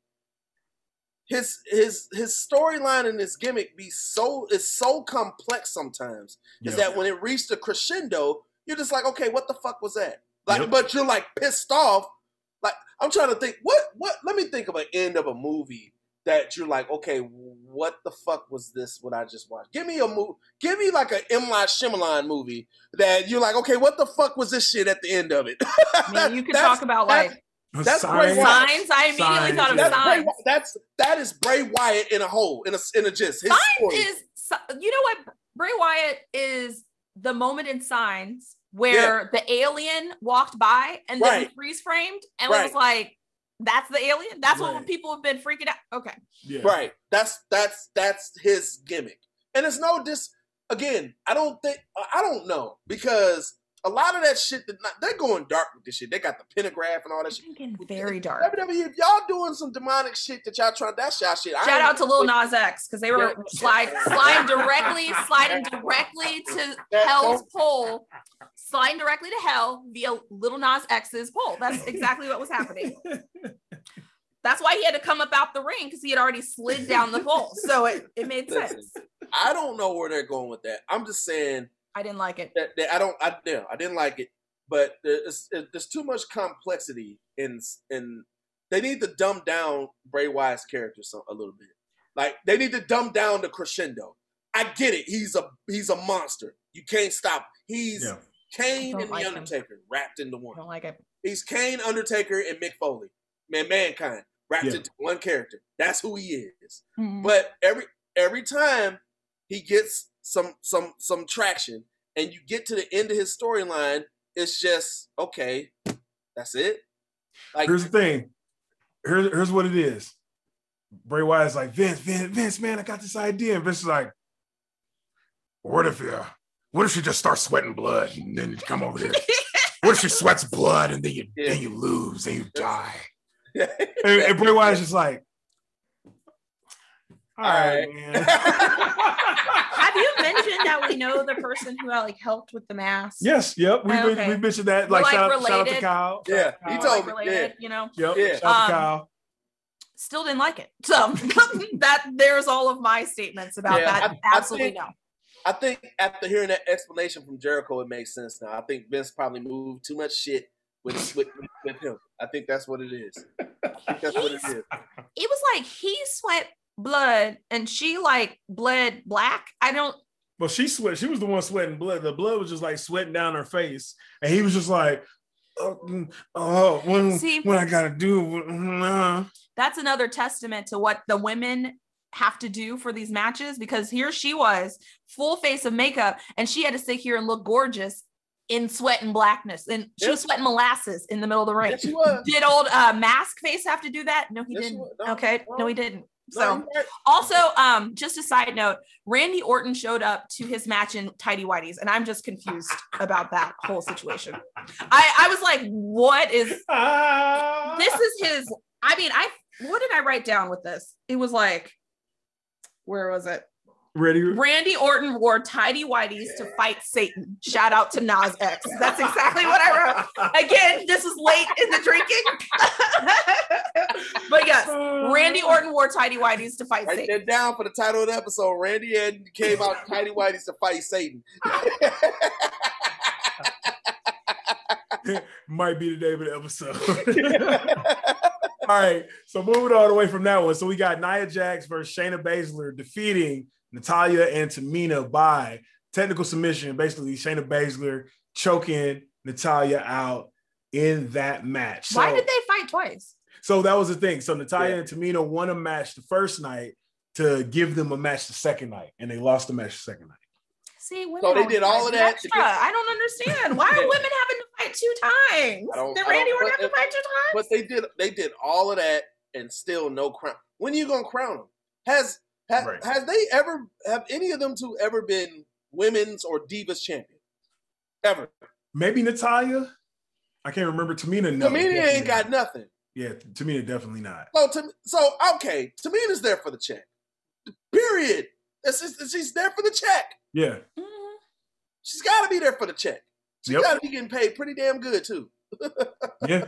I mean, at this point too. Yeah. Well, so Tyson Kidd is producing backstage, so he's producing the matches. I think, matter of fact, he produced helped produce the Bad Bunny match too. And he produced Sasha and he produced Sasha and Bianca Belair. Yep, he produced that match too. So you know, when y'all gonna give Tamina her props? Like when she go in the Hall of Fame. I'm seeing that shit too, man. The things we have to do, okay? Meaning us wrestlers. I am one of them now. I have joined. I am now cutting my promos as we speak. As far as I'm concerned, she's a WWE superstar. Okay, that's fine. I like that. Here's the thing. Where is this Hall of Fame? It doesn't even exist. It's not even a real place. It's not. You can't go anywhere. You can't go to Central West End. You can't go down to Westport. You can't go anywhere. This damn thing doesn't even exist. Where is it? They should etch it on the side of the ring. I'll design it. That's fine. Okay, cool. You know what? There it is, right here. There it is. Hold on. Time out. The Miz, Vince McMahon, listen to this. I know you listen. Roman Reigns, whoever be listening, listen to this. The Miz will design the WWE Hall of Fame real place. Real place. Real place. The real place. The name of it. It should be called the WWE Hall of Fame Real Place. Real place. Real place. And merch, guys. That's more merch for you. Real place. A real place. All right. So moving on to Miz's favorite wrestler, Kevin Owens, defeating Sami Zayn with Logan Paul at ringside. So there's several things about Kevin Owens that are basic. Like, I mean, his outfit is basic, but also his name is Kevin Owens. Okay. You know what? On the next Jefferson, that's who this man is. What are we talking? On the next episode of the We Coming For You cast, I'm going to dress up as Kevin. You know what? No, for Halloween, I'm dressing up as Kevin Owens. I could dress up as Kevin Owens right now, honestly. And some basketball shorts. There you go. I'm dressed up as Kevin Owens right now. We all Kevin Owens in this place. Oh my God. Kevin Owens Appreciation Day. Put them shoulders down, sir.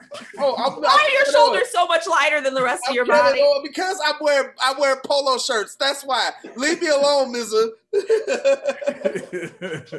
I was blinded. There was like another level of like just light coming at me when you rolled up your sleeves. I was like, oh shit! Like, I got jokes. That's because. Shut up. You have jokes. Also, I mean, this is very much a side note, and I'm sorry for derailing the whole podcast. But do you have the Dow Jones going on behind you? Like, what is happening? That's my sports ticker. I get all my sports scores. I have been like, Snickers shares are up. Greek seasoning is down. Like, what am I looking at here? So I could actually put the stock report on there if I really want to, but it's an additional charge. So I just stick to fees may apply. Shout out to Skybox Sports in Las Vegas. Check out Skybox Sports at skyboxsports.net or com. But for all your ticker needs, and they're not sponsoring us. I just like that shit. Our dog has decided to join the podcast. Stanley the Wonder Dog. Stanley the Wonder Dog. He got up from his nap once I said the Dow Jones ticker tape, and he was like, "That's my kind of content."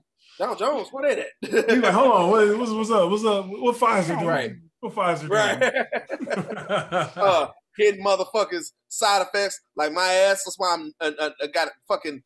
I can't breathe right now. Shit. There's a lot going on over there. But also shout out to Logan Paul, whose brother Jake Paul is the reason, the catalyst for our Nate Robinson Award of Egregiousness. So I have a proposal. WWE, again, Vince, Roman, whoever y'all be listening, next year for WrestleMania, what we need a match with Jake and Logan Paul versus Kevin Owens and Nate Robinson.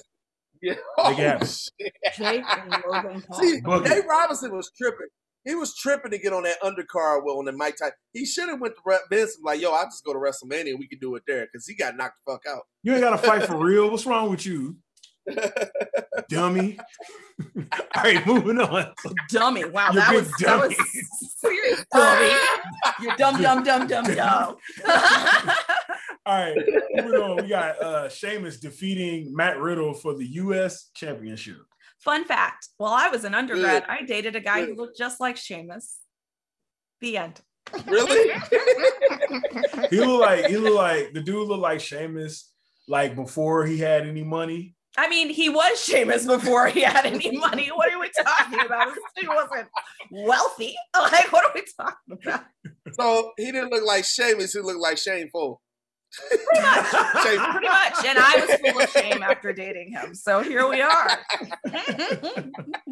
It's a shameful thing. Lobster head. Wind up dead. Oh! What is going on? Theme song. Oh, wait a minute. So side note. Shout out to Sheamus and Christian. I got story time. We got story time. Oh, wait, no, fuck that. It's time for another one of these Rated R rants. So story time with Rated R. Me and RVS are at a SmackDown in St. Louis. I don't know what SmackDown it was. I have no idea.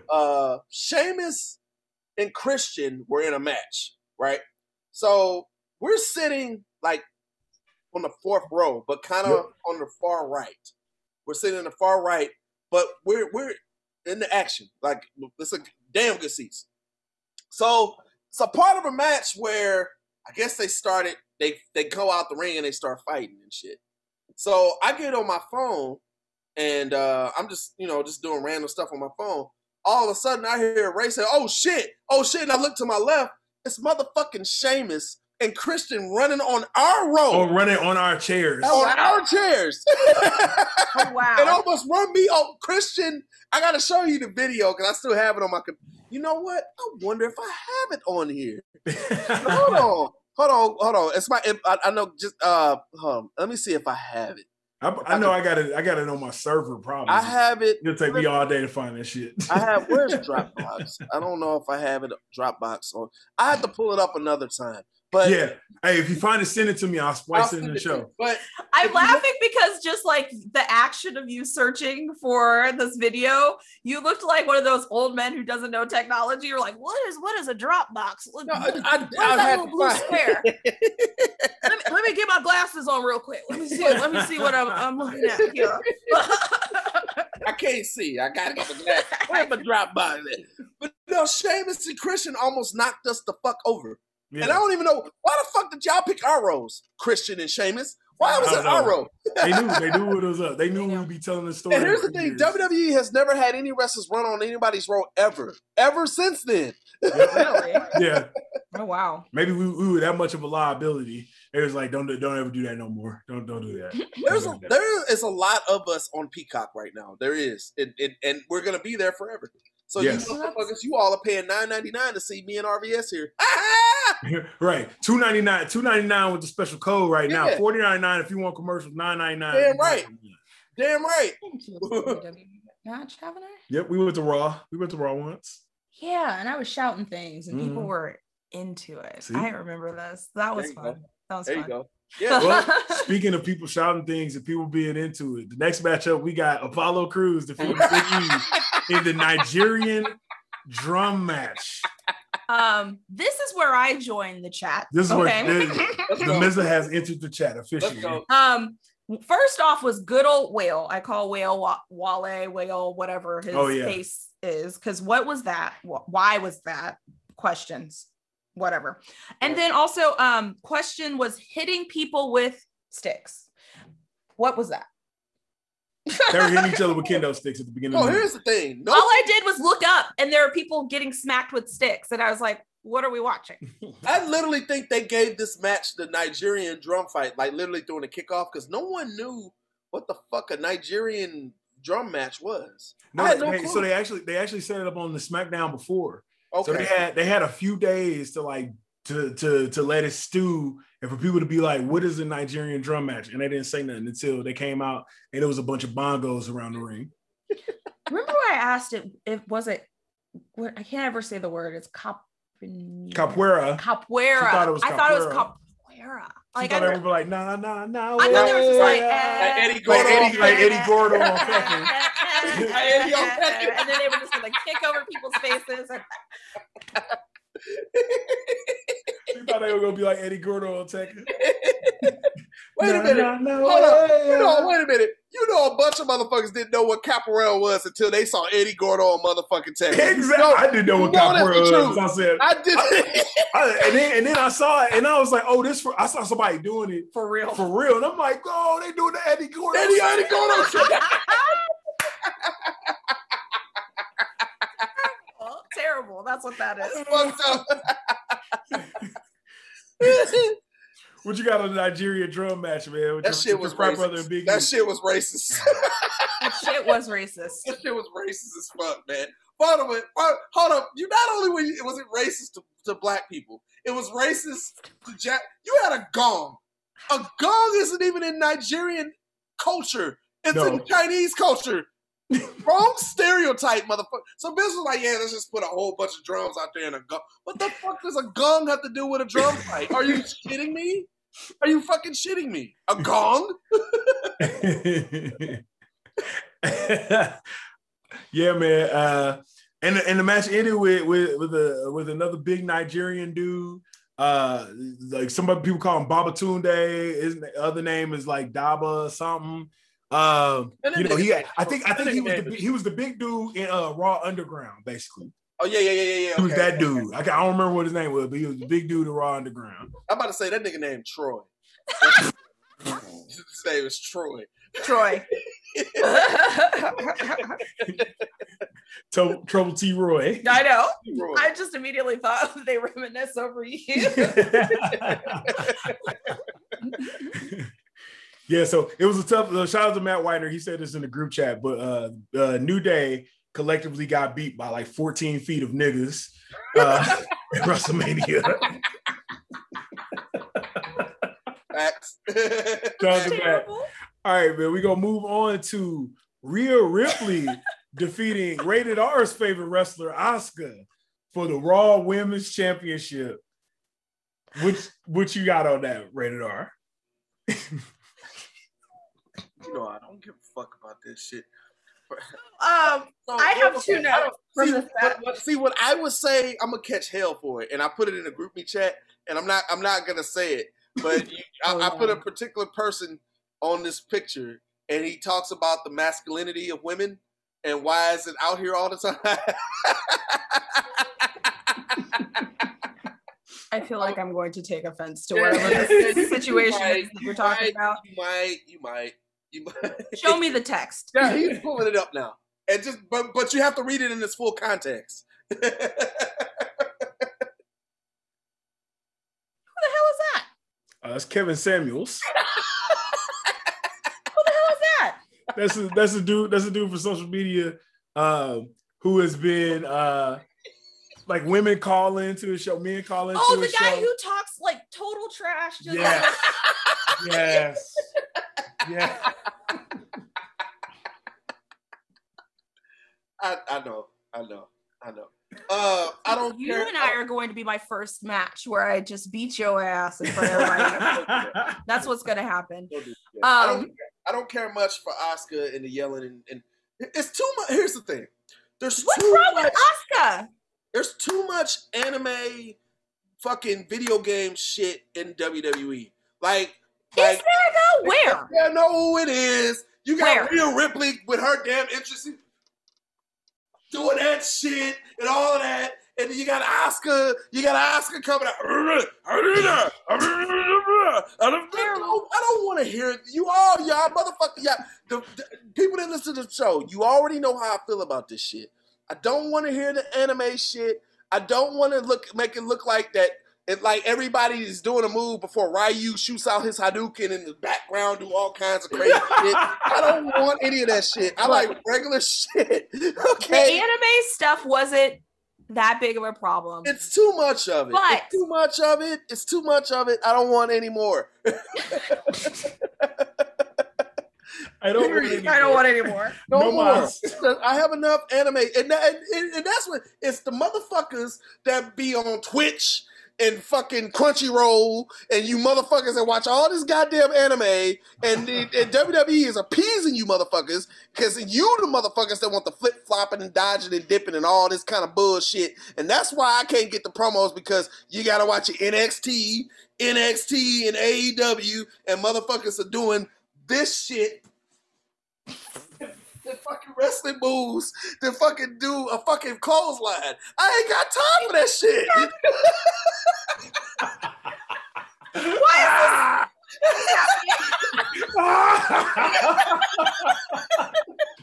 I've seen too much of your bottom half in this podcast. Oh gosh. Oh man. Well, okay, I only had 2 notes about this match, so I don't have any of those strong feelings. None of those. Jump over. Motherfuckers are fucking doing all that shit. You ain't gotta do all For that. those of you who are listening through an audio medium and not a visual medium, we are watching Rated R wrestle himself in his living room. He has thrown himself over a couch, he has flipped over a chair, and he has jumped through the air. Rated R is currently flipping, flopping, and running and dodging in his own house. You don't need with himself, by himself. God damn. I'm tired of I don't know more anime and flipping and flopping. Calm the shit down. Give me some story. Give me some story. Give me some story, and then you can do that shit. Oscar needs a talking piece. Period. Yeah. That's what Oscar needs. I'm not the broken English gimmick is over. It's annoying now. I turned the channel. I've heard that you have offense with her. It's I don't have no, it's not, but that's the thing, it's not her. It's Vince. He's doing the shit. Wait. He know that shit. He knows she can't the accent speak fake? English. Her accent is fake. Is the broken English fake?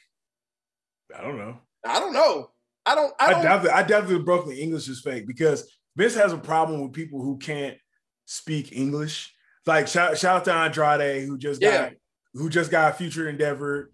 But I mean, he was saying that the English is not a big problem. Like if Vince likes somebody, he'll put a mouthpiece with them or whatever. What is a mouthpiece? It's somebody to basically talk for a person, to do promos for the person if they can't really talk or they're not. I like this. I think we're going down a slippery slope of not liking this situation.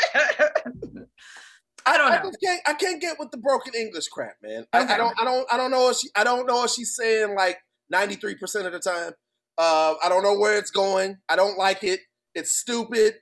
Have her with a mouthpiece, period. I don't want to hear this. I'm tired of it. I'm so fucking tired. I'm happy Rhea Ripley because now I have a fucking Raw Women's Champion where I know what the fuck she's saying. And I'm not trying to disrespect fucking Asuka because Asuka can go. Well, that's when it seemed like as soon as you leave NXT, they fuck your shit up.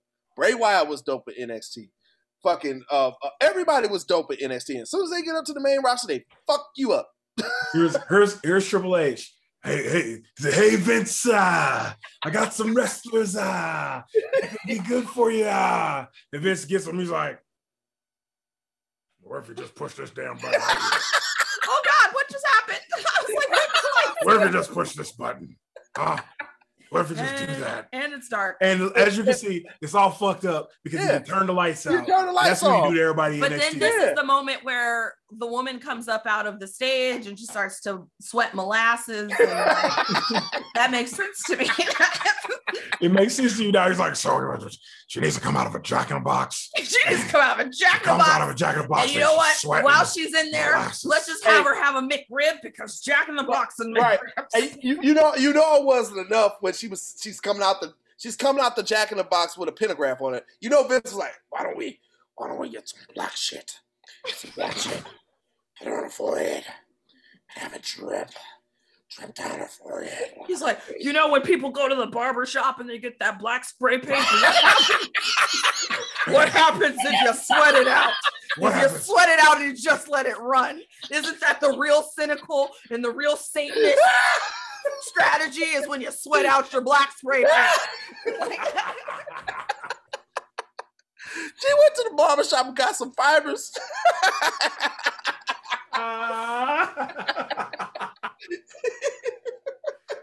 Okay, so I'm gonna leave the whole Osaka thing alone, but I do have the notes that I wrote from this match was go ahead. R.I.P. Lay.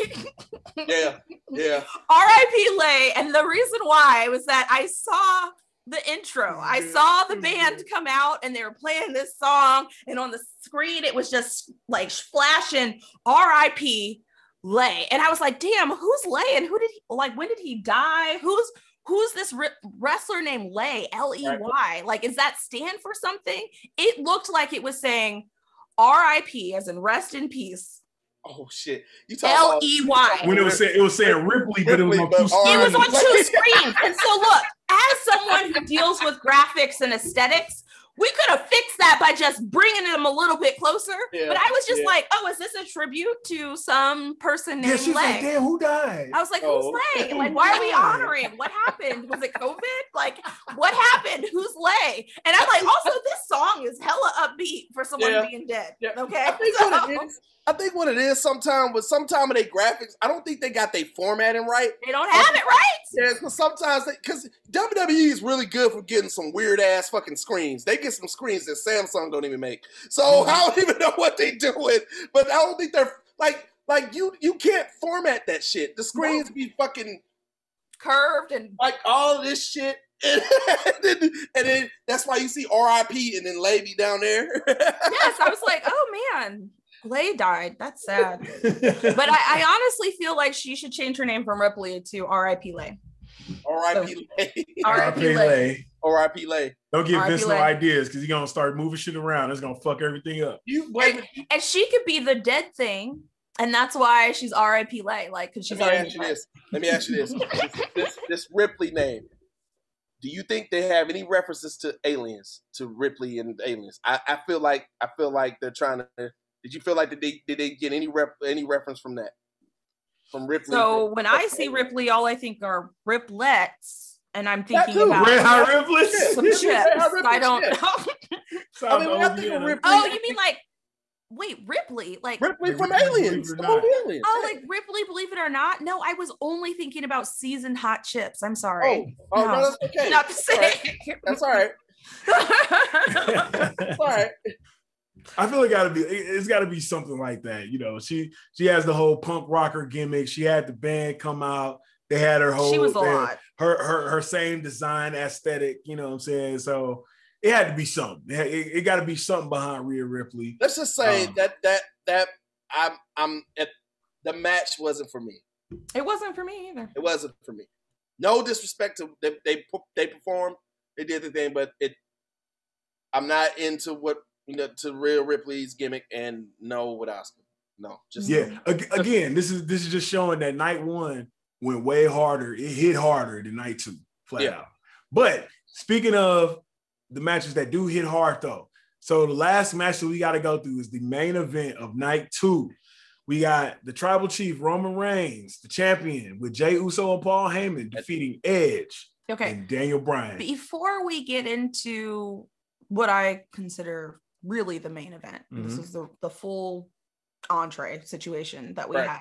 I had several notes about general aesthetics within this whole thing. Oh yeah. So the Bella twins were brought out at one point. I just want to hint that they look like mothers. And I think that this might be the moment that they need to give it up. Because the whole little pigtails, sparkly outfits, jersey dresses, Y'all look like you gotta go pick up some children. They look like walking into West County Mall at 2:37 on a Saturday afternoon. Absolutely. They look like the line in front of Y Down Middle School. That's what they look like. I was like, what is all of this? Y'all can stop. Y'all can stop and put it on the shelf. There's nothing wrong with putting it on the shelf. We do get it.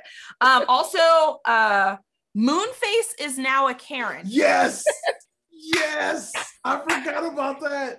I didn't know this. I didn't know that this was a thing that happened. And I was like, what the fuck is going on right now? Yes. Moonface is a Karen. So that was the gimmick they So ladies and gentlemen, I think we talked about this. It might have been before we got on SOLC Network, but the Miz unaffectionately calls Bailey old Moonface. She looks like not even like the real person, but like, remember when they used to draw the caricature of Jay Leno? That was just like the little moon that came up. That is her, and that is her face, and in real form. If we could do a live action movie of Jay Leno's moon pictograph here, that is her face.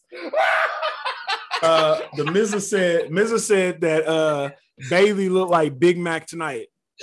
Absolutely. This podcast has been sponsored by Big Mac tonight. Oh, shit.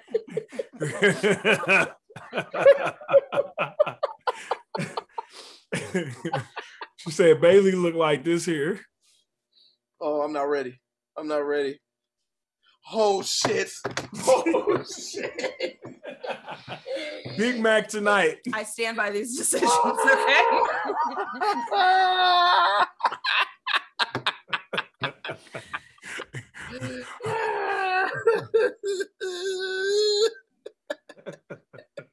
That's all I see. That's all that I see. And that's what I've seen since day one, honestly. Since day fucking one, this has been what I've been looking at. Welcome to a piece of my brain. Oh, shit. Hey, man, some of y'all wrestling fans would be mad, but you know what? Oh. Nobody cares. Okay, so this may be the point where it's good for me to bring out the miscellaneous thoughts that I had during all of these things, okay? So I'm just going to read through some general notes that I wrote up. Yes, sure. So we've got Dean Ambrose.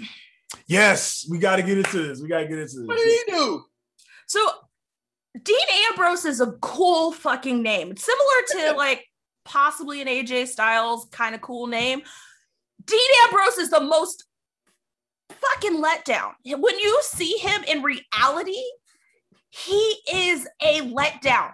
And Ray told me that while we were watching this, he said that Dean Ambrose has changed his name to John Moxley. He changed his name back to John Moxley. So it's back to John Moxley, whatever, okay? Right. So the notes that I have written, which I feel very strongly about, I said, Dean Ambrose should have always been John Moxley of John Moxley Carpet and Tile. This thing is basic, okay? Basic. This guy looks like he does flooring for a living. What are we talking about? This guy looks like a Stanley steamer. What are we talking about? John Moxley Carpet and Tile. John Moxley Carpet and Tile. Yo, that's another show. What is that flooring? That flooring commercial? The one where it's like the Becky Queen. No, not Becky Queen of Carpet. The little animated guy who throws out the flooring.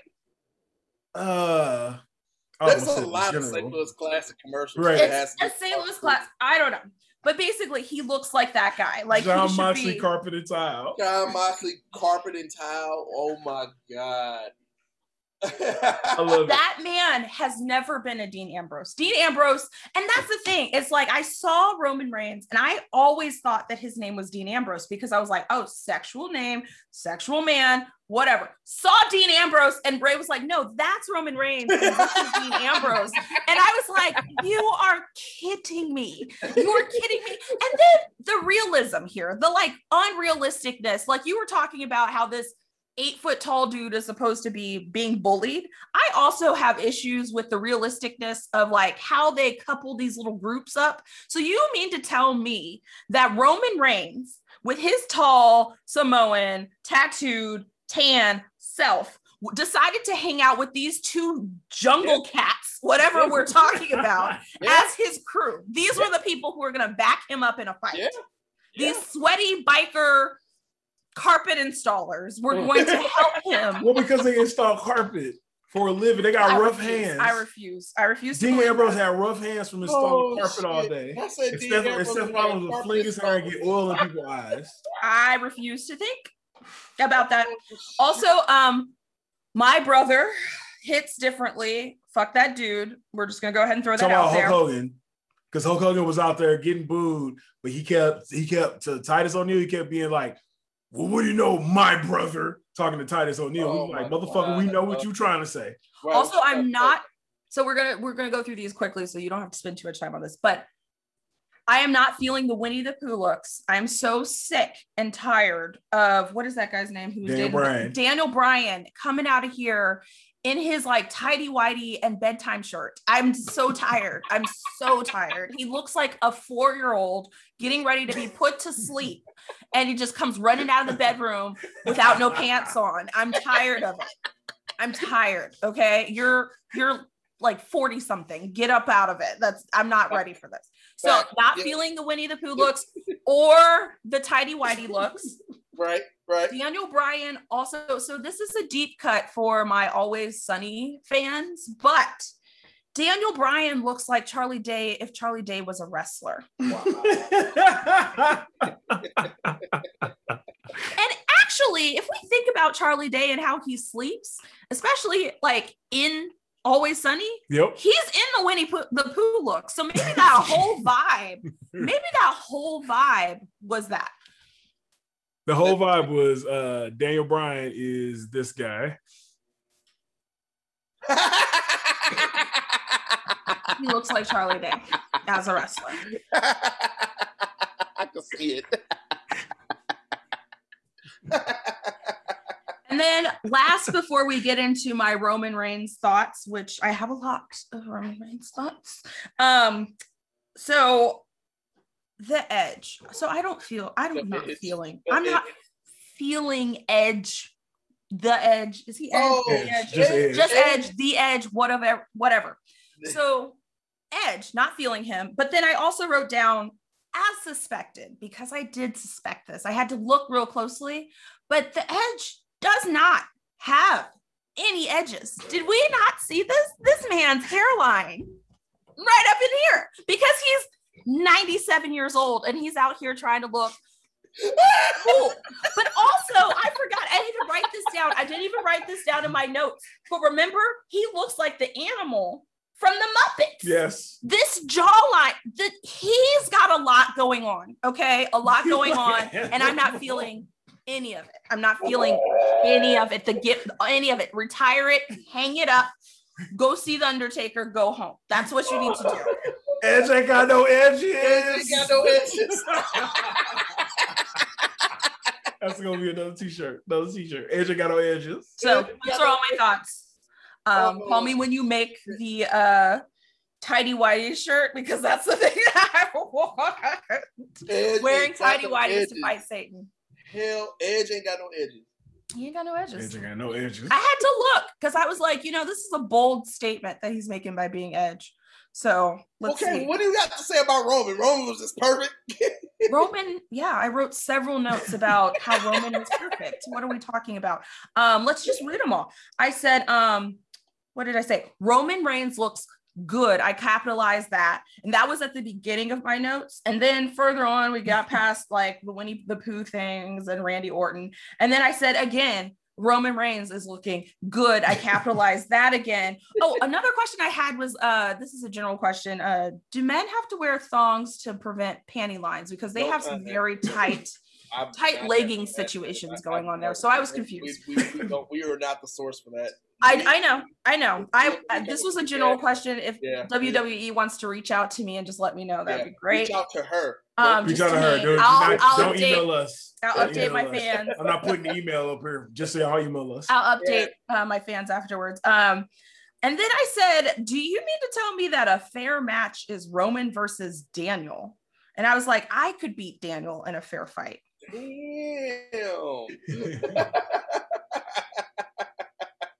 Oh, so Roman Reigns is not blameless. Like, he is not completely blemishless. Okay.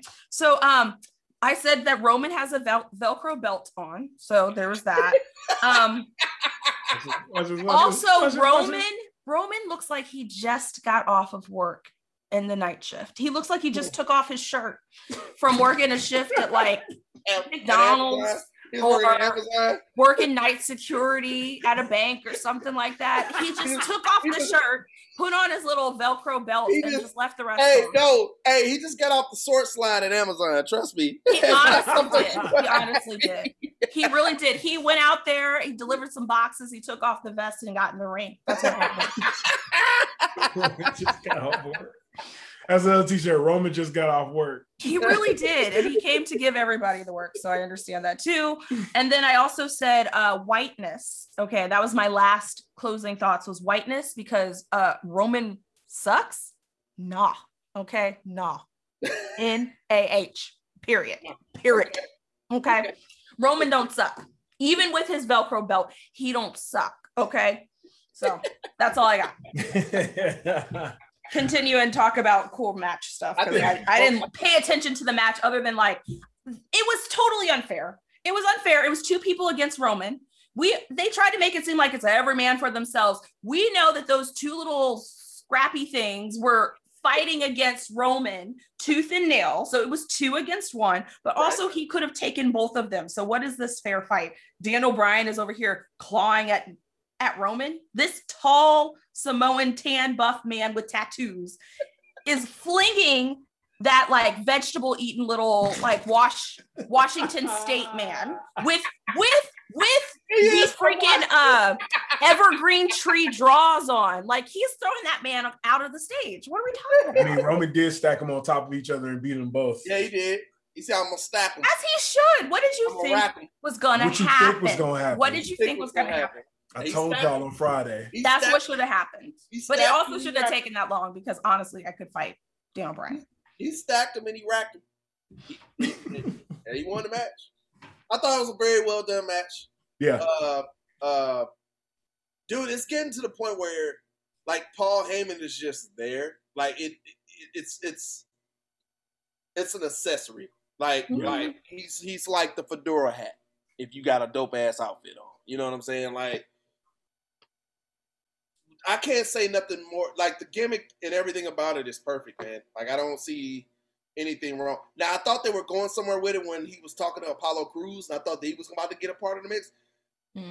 That would be crazy, but dude, Roman is firing on all cylinders right now. He can carry that company by himself right now, man. And I don't want to see him losing the belt no time soon. Just as me.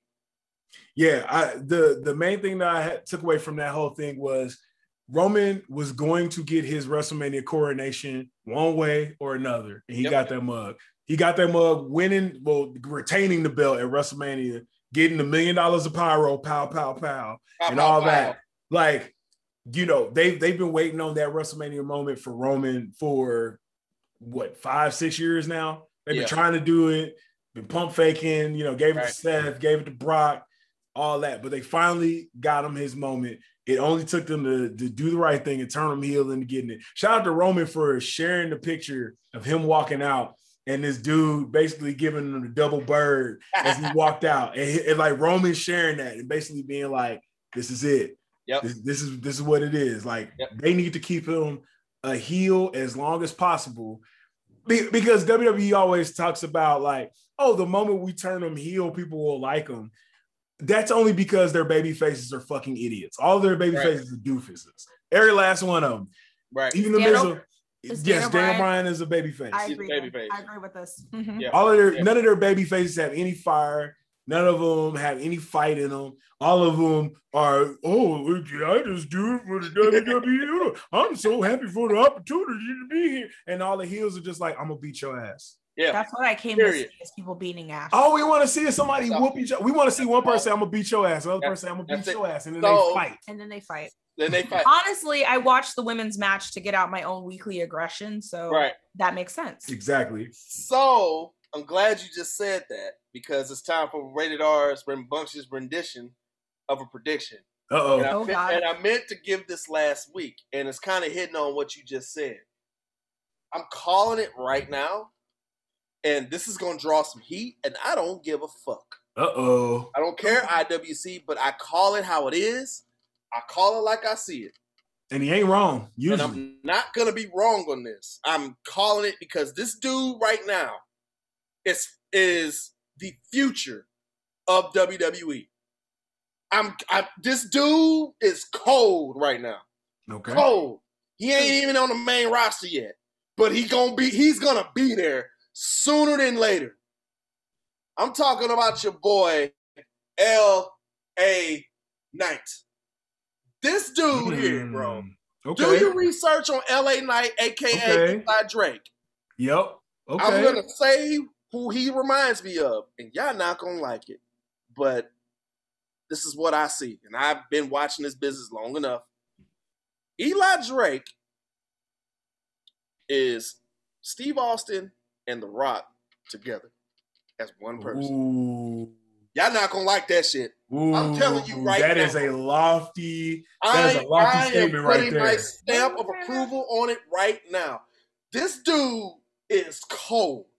His mic skills are arguably the best in the company right now. I'm talking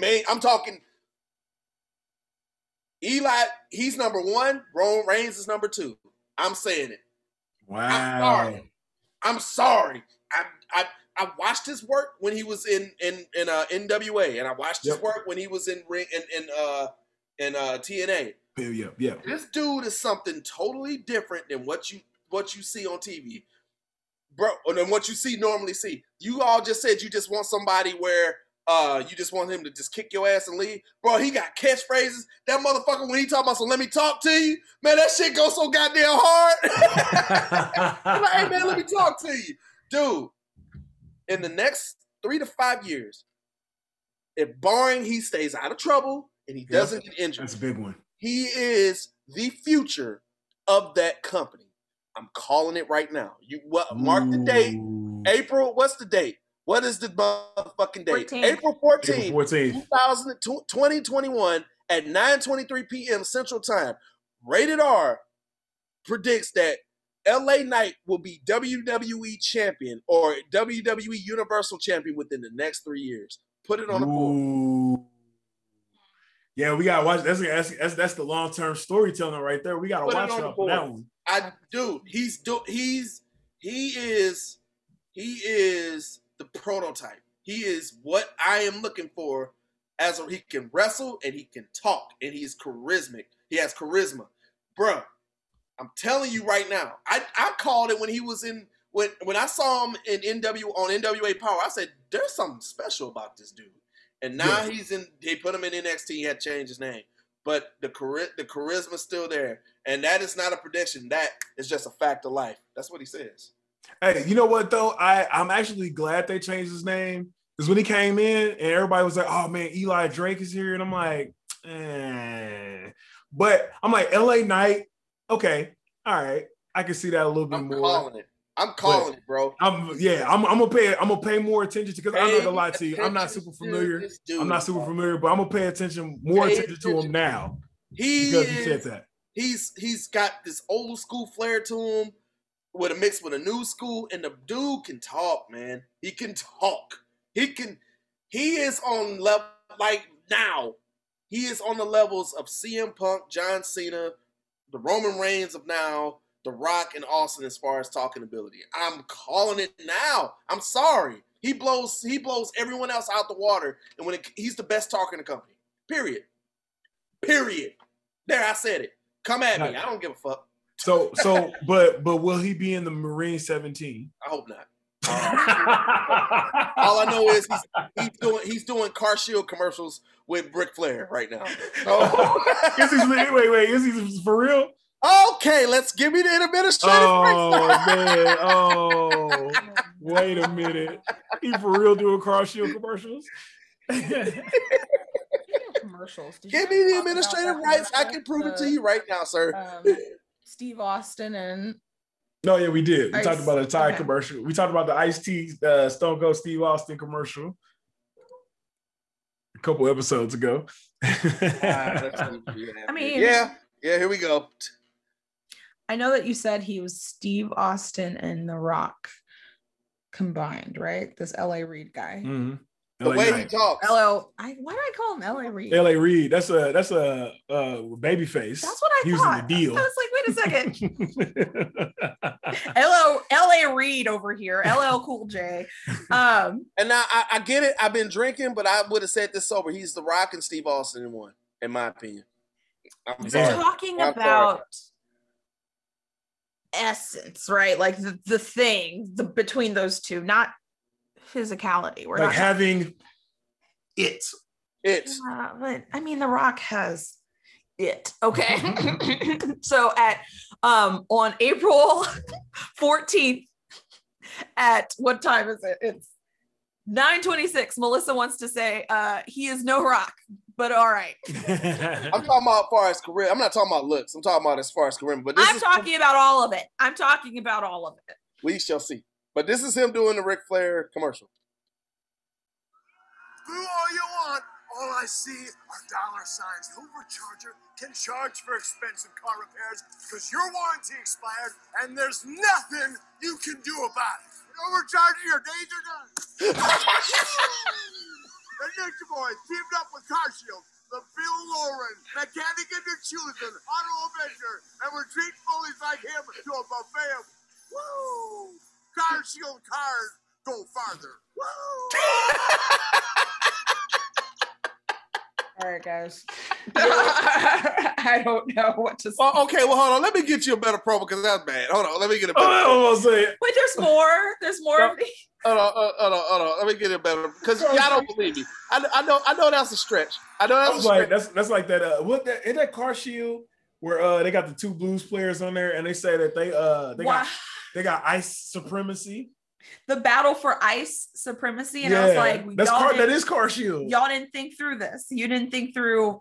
They say that these two white boys are in the battle for ice supremacy. That's just like big ninja. Like, what are we talking about here? That's how you know wasn't no black people in the room. They're like ice supremacy. Wasn't no black people in the building. Wasn't no black people in the vicinity on the block. Don't use the word down the highway. Supremacy when you're wasn't no black people within a mile of that commercial. Right. They was talking about.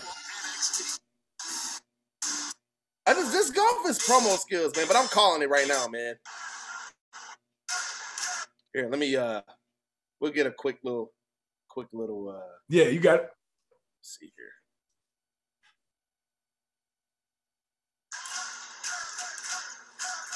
Let me talk to you. I have waited he ain't saying it? Entirely too long to step into this very ring, stare straight down the barrel, and say, let me talk to you.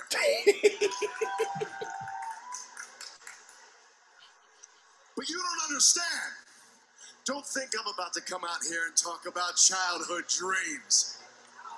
Because as far as I'm concerned, what, you think standing in here, you think this is a dream? No.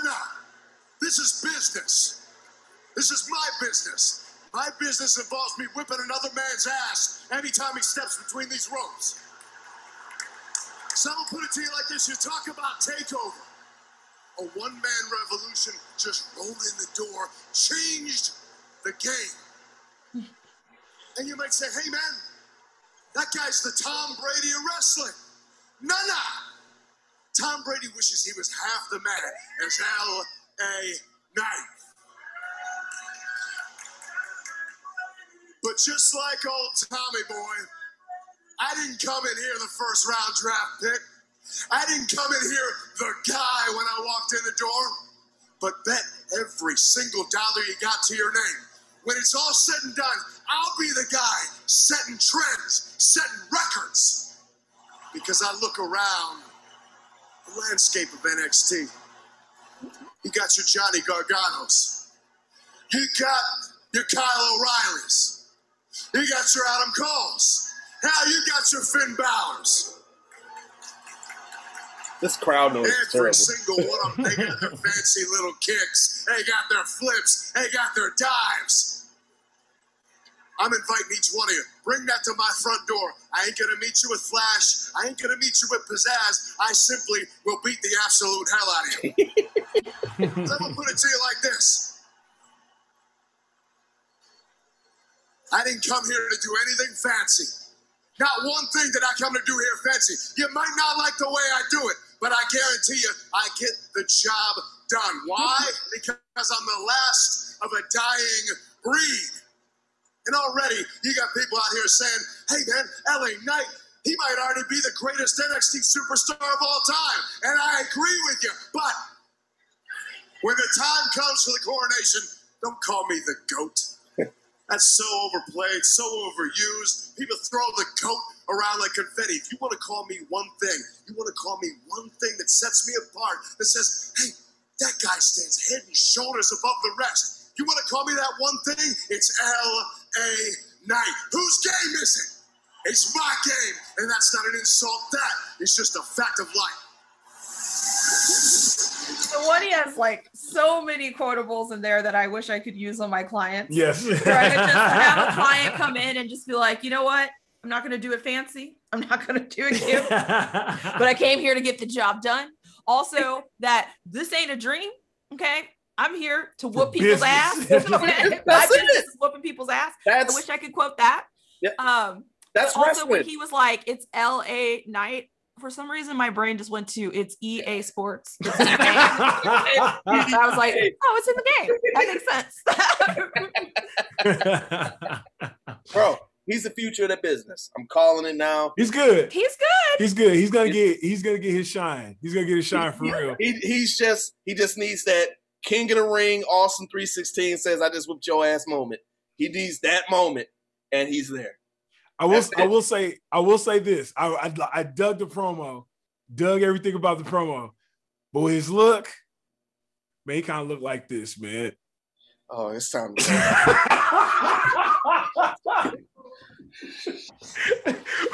my name is RVS. You can find me at French Ice 06. That's FRANCHICE06.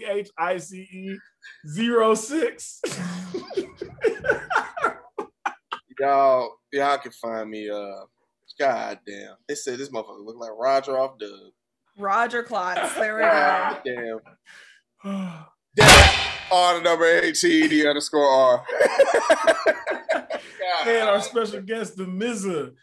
The Mizza, and you can find me nowhere, but I be doing big things in architecture, but don't look for me because honestly, don't look for me. But I am married to RVS over here, so you can see me every now and then.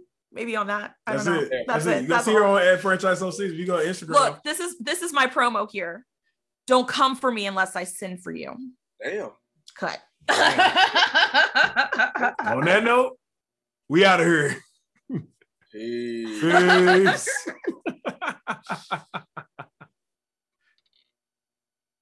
want it? You got it.